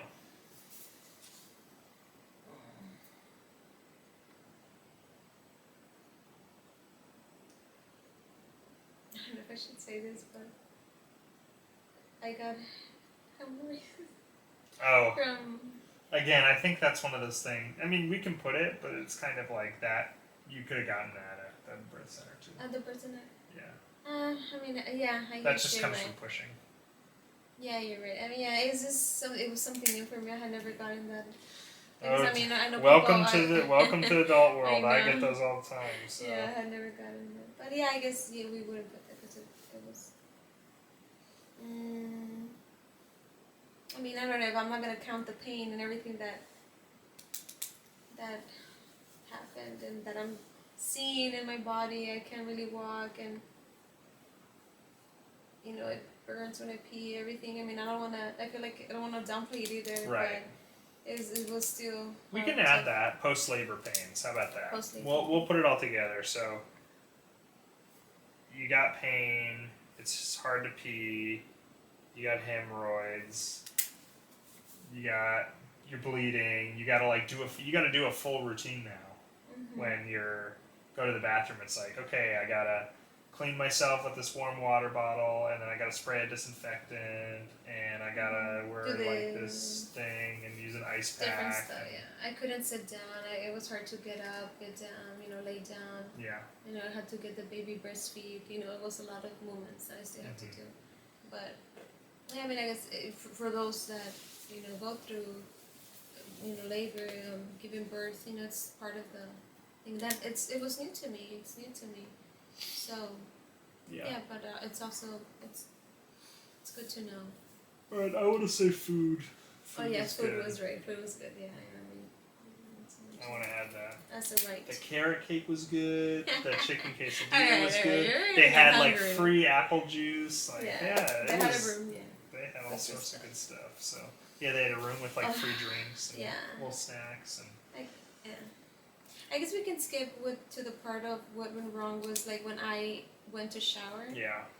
Oh my God. That sucked. Bien. So I'm over here. So I had taken a shower because I had no problem taking a shower. Yeah. For you it was a little more difficult because for obvious reasons. Mm-hmm. So I'm like, okay, I'm gonna take baby skin to skin. We're gonna cuddle, and it was so cozy. We were like, I was on the chair. I had baby on my chest. We were under blankets. She was sleeping. I was just I couldn't really fall asleep because they don't want you falling asleep with baby in your lap or whatever because they've had instances where people drop the baby. They dropped the baby. I didn't want to do so. I wasn't sleeping. I was just like I was holding her. I'd like scroll my phone, look at her, take a picture, send it to my family. I was having fun. Yeah. And while Nayeli went to go take a shower. So when I went to the shower, it's like one of those sandals that it's like cold, medium, and then like warm, right, temperature wise, and then hot. So I put it in the middle, so it's cold, medium, and then hot. I put it in the middle so I can get warm, and like I turn and I suddenly get burnt. Like I was like, oh my God, what the heck? It started getting super hot. Like I got super hot. Well, the thing just moved on itself. It just messed up. Yeah. It was like loose. So it just got started loose. falling on its own towards hot. Yeah. And I was like, oh my God. So that was it was like, I don't want to say funny, but like, cause it was also like, painful. You're already in so much pain. But yeah, it was just crazy. Like, they couldn't hear me. I was like, I'm gonna put the string because it's like an emergency. And the other thing was like the shower head.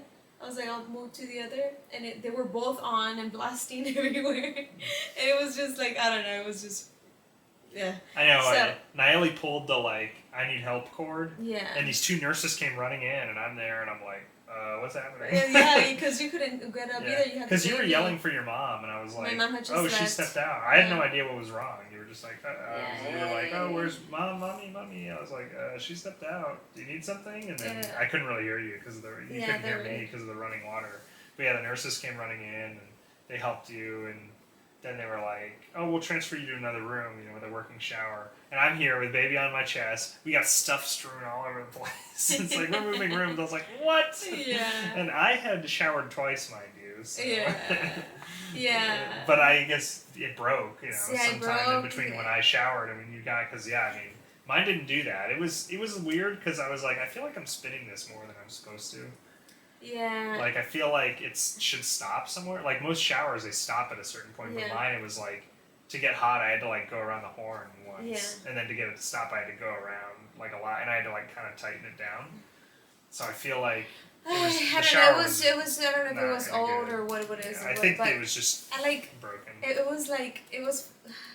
I literally had to. I was naked and wet and just put the robe on top, and we went walking to the new room. So I was like, oh my god, hopefully I don't get a fever again, because I was there standing for a little while while they looked for the new room, and then we started walking over there. Yeah. So I'm like, her mom is her mom is there, thankfully, and she's putting all the stuff on the cart, and I'm holding the baby, and I'm like, okay, I gotta swaddle her up, and she's crying, because she was like, I was so comfy, and I'm naked, because I had taken her clothes off so we could go skin to skin, and so I had to I'm like, well, I'm sorry, I gotta put you in a swaddle to warm you up, screaming and crying. And I didn't know how to swaddle yet, so my swaddle sucked. And I was just like, let me just wheel you out of here. No, put me back skin to skin. So, anyways, shower saga. Yes, the shower saga was a downside. But then for what went right, I want to say Jennifer.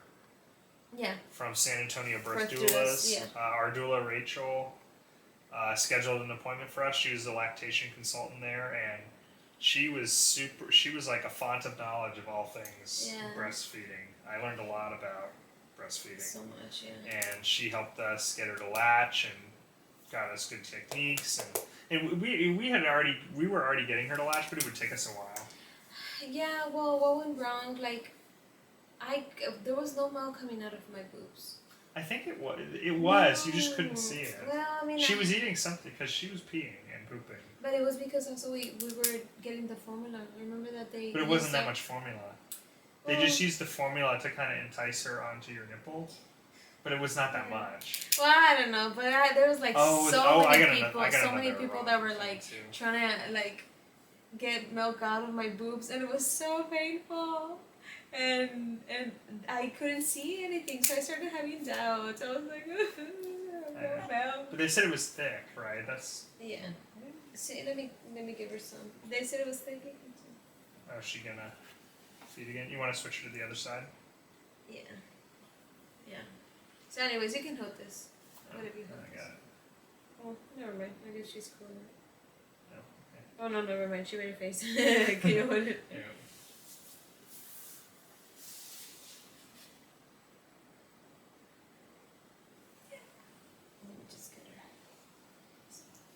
Jennifer, what were you saying? You want me to wait for you to get situated? It's okay. Wait, that's good. Okay. Let me try my phone. Yeah, I'll get it. It's okay now. This breastfeeding pillow is great, by the way. Yeah. Like, I wish we had it when we were at the hospital. Because you would have been able to, like, rest baby on it while she was breastfeeding.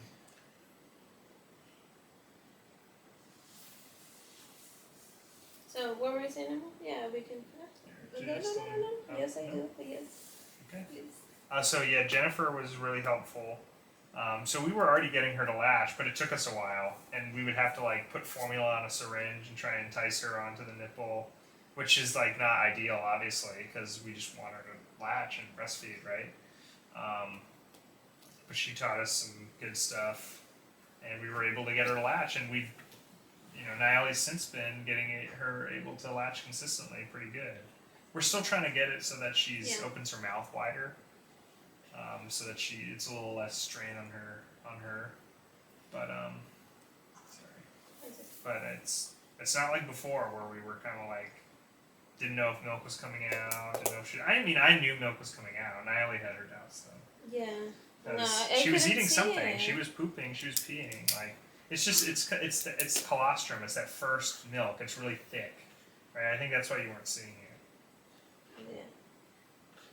So, I think you're not alone in feeling that way. They said a lot of moms feel like nothing. A lot of moms feel like nothing's coming out. It's okay, mi amorcito.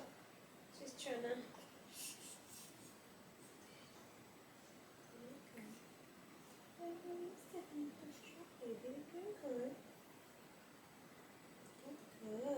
Yay!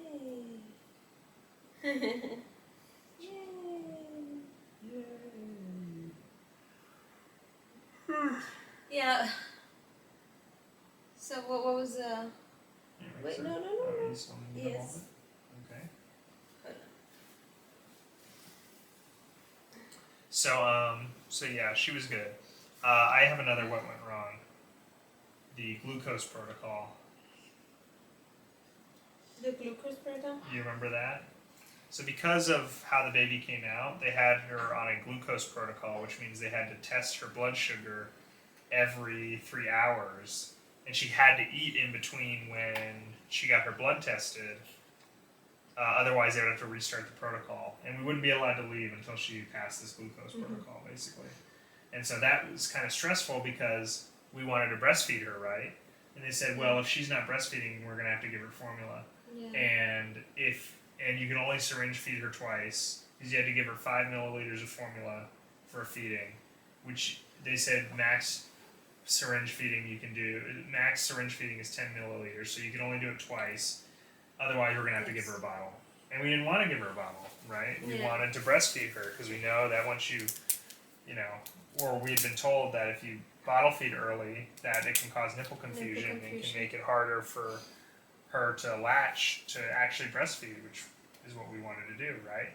So, I don't know, that kind of stressed me out, because it was like, we got to get her to latch, we got to get her to eat. Yeah. Because the first thing she ate was formula, because the, lactation consultant tried to help us, get her to latch, but she just wasn't doing it. So it's like, okay, well, we'll just formula feed her this with syringe just so for the glucose protocol, and then we'll have more time to practice. I'll help you later. She's like, I'm here all day. We'll keep working at it to get her to latch, because they say breastfeeding is the preferred thing to do. Like, they're all like, yeah, you should breastfeed if you can, because there's a lot of health benefits, especially the colostrum has a lot of nutrient. That first milk or that colostrum is really nutritious for the baby, and it's better on the baby's stomach and all these things. So, but they just had us do the formula syringe feeding for the first feed because they needed to do the glucose protocol within an hour, or within 2 hours of when she was born. Yeah. So that was one thing that went wrong. That kind of sucked, because we felt like rushed for those first few breastfeedings. But after the first day, that was not a thing anymore. And she passed all her glucose tests. So. Yeah. Well, when I got to see. I remember I saw the first drop of milk. I was like, okay, yes, I do have milk. So I got confirmation that I do have milk. Yes, right. Yeah, one of the other lactation consultants, they actually did get some produced. Yeah. And you were like, oh my God, milk. I do. Yeah, I was knew you having did, doubts. because she was passing her glucose protocols when she was eating something, and she was pooping and peeing. So it's gotta come. I mean, not a lot, right? Because we were also concerned. It was like, how are we gonna meet the goal of? Yeah, but the goal was 4 Pampers was yesterday. Back then it was 2 and 3. Yeah. So.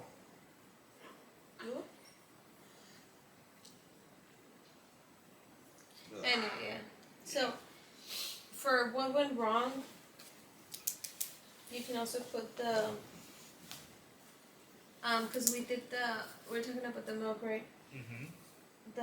The she tested positive for she's too yellow. What's it called? Oh, jaundice. She had minor jaundice. Yeah. So they said put her out in the sun a little, but then she passed that test. So she passed her bilirubin test. So I would say that's what went right. Yeah. I didn't want to. You need to hold that? Say no. Never mind. We're good. Sure. Is she latching?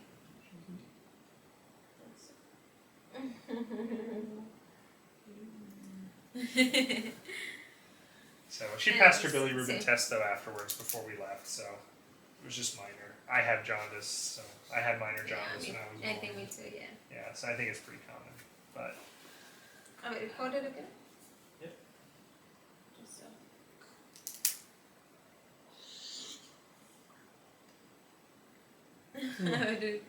It's gonna be very weird to I'll make the noises. So cute. Alright. Okay. So, anything else that went wrong?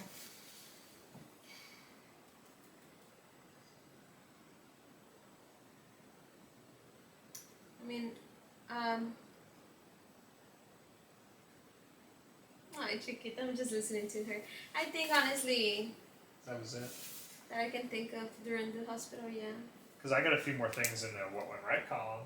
I think now that we're out of things that went wrong, I'd like to put more in what went right. Well, what went wrong? I mean, from the hospital? Just in general. Yeah. Oh. Sorry, I'm covering you. What went wrong? While we were at the hospital, yeah. While we were at the hospital, I think we're good. I can't remember anything. Okay, so some other things. You got to get some sleep because you delivered. Wait, what? You got to get some sleep. When? After you gave birth. No. Yes. Maybe you got sleep, but I couldn't get sleep. You got some sleep.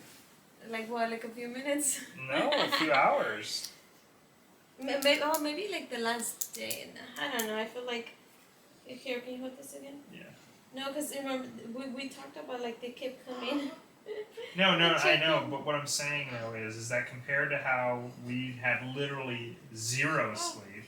Oh yeah, for sure. Those nights that you were going through your contractions, it was nice for me to be able to see you just close your eyes and relax without being in constant pain.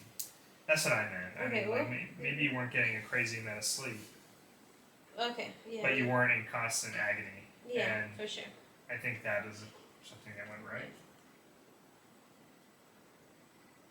Yeah, we have put that on the beginning, no, too, because of the But this was after you gave birth, too. After birth, yeah. All right. This don't need to hold this. Let me just get it and we can. All right. So. Okay. Yeah. So you're able to get some sleep, less pain.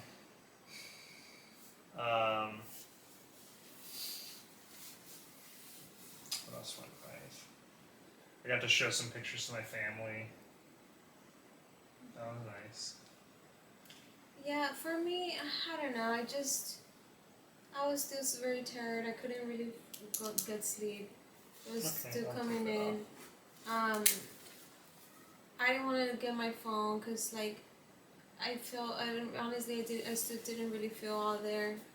And then, like, I'm looking like, I don't know, I was taking a lot of pain medication. They were even, like, I took the, what's it called? They gave you Motrin, and then they also gave you Narco twice. Narco twice. So it's like, I'm looking at my body and I know that I'm going to get more pain later on. Once home and stuff, like the pain medication is, it's helping now. So I don't know. I was just like the pain is not over, but the pain is less intense than it was, right? Exactly. Like the worst is over, right? Like you're still on the road to recovery, but the worst is behind you now. I mean, I guess what went wrong? I mean, I guess just because of the situation, everything that happened, I feel that I felt, and I was a little bit scared of falling into like postpartum depression or something. Mm-hmm. I mean, I think the fact that it's been taking me all this day, and I don't know, like, I mean, what day is today? You know, like it's like We've only been home from the hospital for 2 days. Oh yeah, I mean, I guess that's fair. We just got this Like we got back from the hospital Tuesday night, Tuesday night, yeah, and then we and went to then sleep. So went it's to only been sleep 2 right days. away. So I think you got to cut yourself some slack a little bit. two. You just pushed out a human being. You're breastfeeding constantly. You're sleepy. You're tired. Like. And then yesterday that I felt like you know super the headache, the fever, Yeah, you had like a I was getting hot. headache, and So I guess today was technically my first day where I'm like a little like better. But then I'm like, you know, as I was sitting in the toilet today, I had like a little breakdown. I was just in, I guess, processing everything and just in a little bit like shock as to, damn, you know, like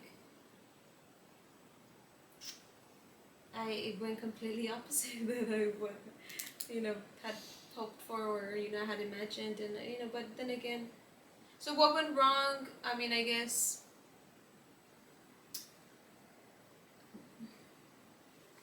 I don't want to say I postpartum depression. Like I don't want to say that. I just want to say like I do feel I don't feel emotionally stable to talk to anyone yet, or post pictures or anything like that. Like I know you did with your family, and it's good, because this is your experience as a first parent too, and my mom. You know, I know you guys, everybody's excited, and I think that also it's a part of the reason why I also feel like bad. Like I don't want to take that away from you guys, but I also like I just like need to get the little energy that I have and just focus on the baby, and that's why I was like I haven't gotten my phone. I know I have a lot of missed calls and messages and comments on the people that have prayed for everybody and friends and family, and I'm so thankful. And I also feel bad because I haven't been able to respond to anyone. I haven't been wanting to look at my phone, and I don't know, all of that, it makes me feel like some kind of way. But then also like I've always it's like, oh, I'm not gonna get this one. I don't want to get this. It's just like, what is it? Like, am I going through that? Like, am I? So I don't know. It was even making this video, like I think, and I was talking to Luke about it. Like I was like, I don't even know what to say, how to say it, and I was focusing on a lot of the bad, and like I was saying, like also here at the house, I was in the toilet and I'm feeling pain as I'm peeing, and I just broke down, and I'm just thinking like,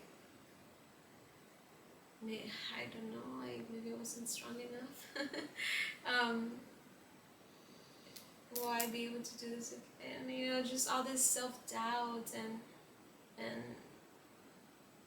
self-doubt, like feeling worthless, feeling like, I don't know.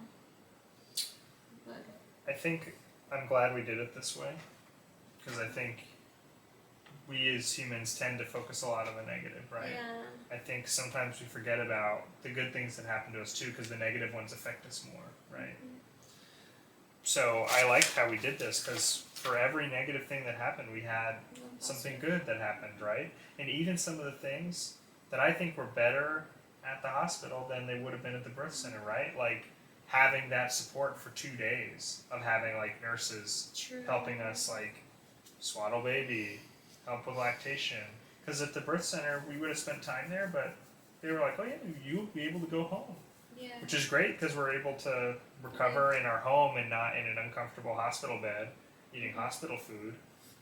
But at the same time, like, I appreciated having the nurses there and having a resource when it was like when I had a question. Because if I had a question, I'd be like, would I call my mom? It was like, how do you do this with a baby? It was like, oh, that's so true. Yeah. That I actually really, I was like, that's a big benefit of being in a hospital. So so that was good.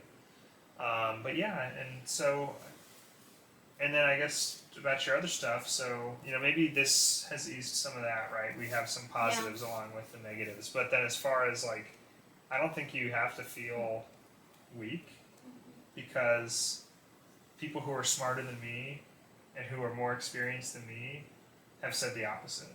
Like our midwives have delivered, thousands of babies collectively, right? Like, and they have said you made the right choice, right? Mm-hmm. There were a lot of extenuating circumstances that Yeah. led us to what needed to happen. It was not because you were weak or that you couldn't handle labor. It was because here's everything that went wrong, right? Mm-hmm. Like now we're talking about like factors that led to why we had to transfer to the hospital.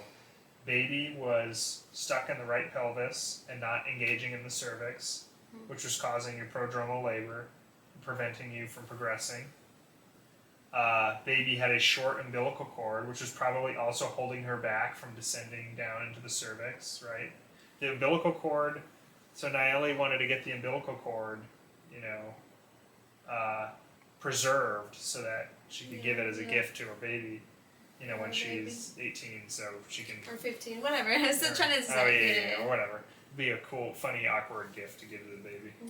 It connected us is the one thing that connected us. No, I do think it's cute. I'm just thinking of the funny scenario where like her in front of all her friends. Here is your umbilical cord. That's such a mom thing to do. That is such a mom thing. But anyway, and when we gave it to the person, they're like, "Oh yeah, normally I have like 6 to 12 inches, and she got 3." So that actually goes to show you how short the umbilical cord was. They were not able to get a lot of it. Because she does a heart shape with them. Yeah, she makes them into a heart and dips them in gold. She was able to do something with it. But Sonia, she's going to be able to do something. She said she was still able to do something. But normally she says they're 6 to 12 inches. Hers was 2 to 3. She's going to try, So that should tell you how short that umbilical cord was. Imagine such a short umbilical cord stuck on your placenta, which was up here. Yeah. Like, she's not able to get down. That was bad, too. And I was talking to our midwife, too, and she said, other things, if the baby has a hand under the chin, that can sometimes cause problems with. And in the ultrasound, she always had her hand under. I didn't even know that was a problem. Yeah. But she always had her hand under the chin, and that was also causing issues too. So, I think were a lot of things that were out of your control that really made this pregnancy experience traumatic. A lot more difficult. than it is for a lot of other women, right? And everybody's pregnancy is different. Yeah. Everybody's experience is different, right? Tough moments, Everybody goes through their tough moments, so I don't think you have to think that you were weak or anything like that. I think you're very strong, actually. I think I would have tapped out a lot sooner than you, to be honest. Like, I don't know. I mean, I saw you. I was like, she's tough. She's tough. And I think our daughter's only going to be all the stronger for it to have a tough mom like you. She's what makes everything worth it. And and also they said, the midwife said too, like for first time moms, it's usually the hardest one because your body has never pushed a baby out before. It doesn't know how, right? Usually subsequent pregnancies are usually easier and they're faster. Like you go into labor faster, you push for less time. Like the time from when you start labor to when you're holding baby usually gets shorter, right? I have a friend who I met who her third baby, she delivered at a house because labor happened so quickly. Like she was planning to have a hospital birth.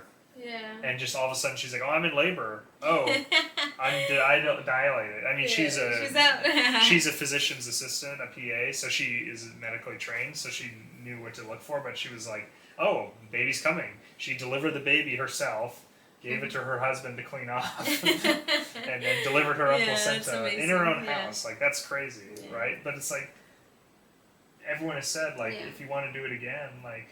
No, see, and going back to our faith too, gotta trust God. Gotta trust God. And there's a reason. There's so many instances where I just feel like God was present, where it's just like the fact that nobody was there, the fact that there were not as many people at the hospital, the fact that like the nurses that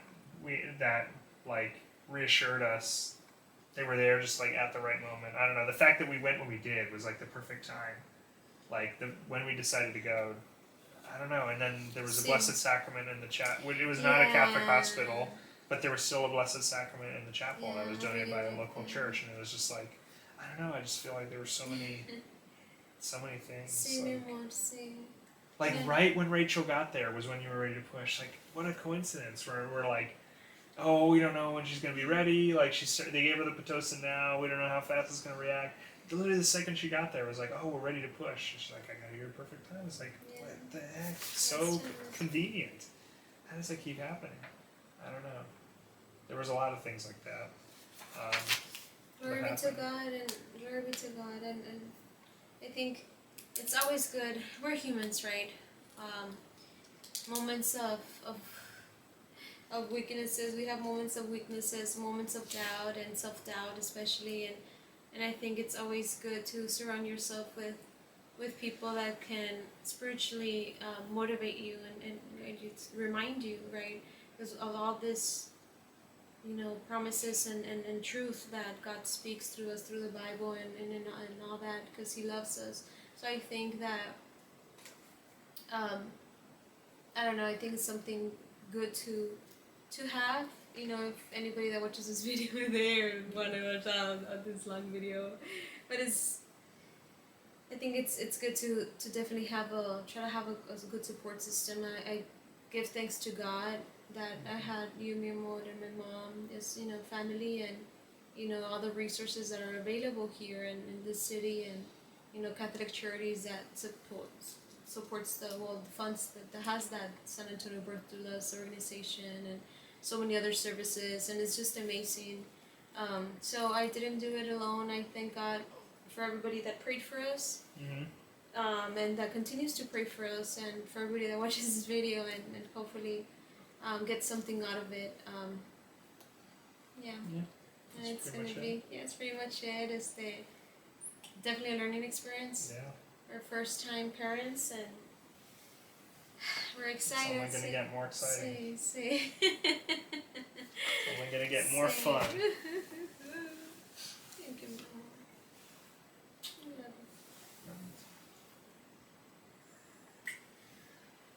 I love I love you, little Maria. That milk was so good. I love that milk. She knocks out every time. I know, every time she gets milk, she gets drunk on it. Oh, Yeah. that's sweet. I'll have to burp her. Yeah. Alright. I know. Hope that was good. And then, yeah.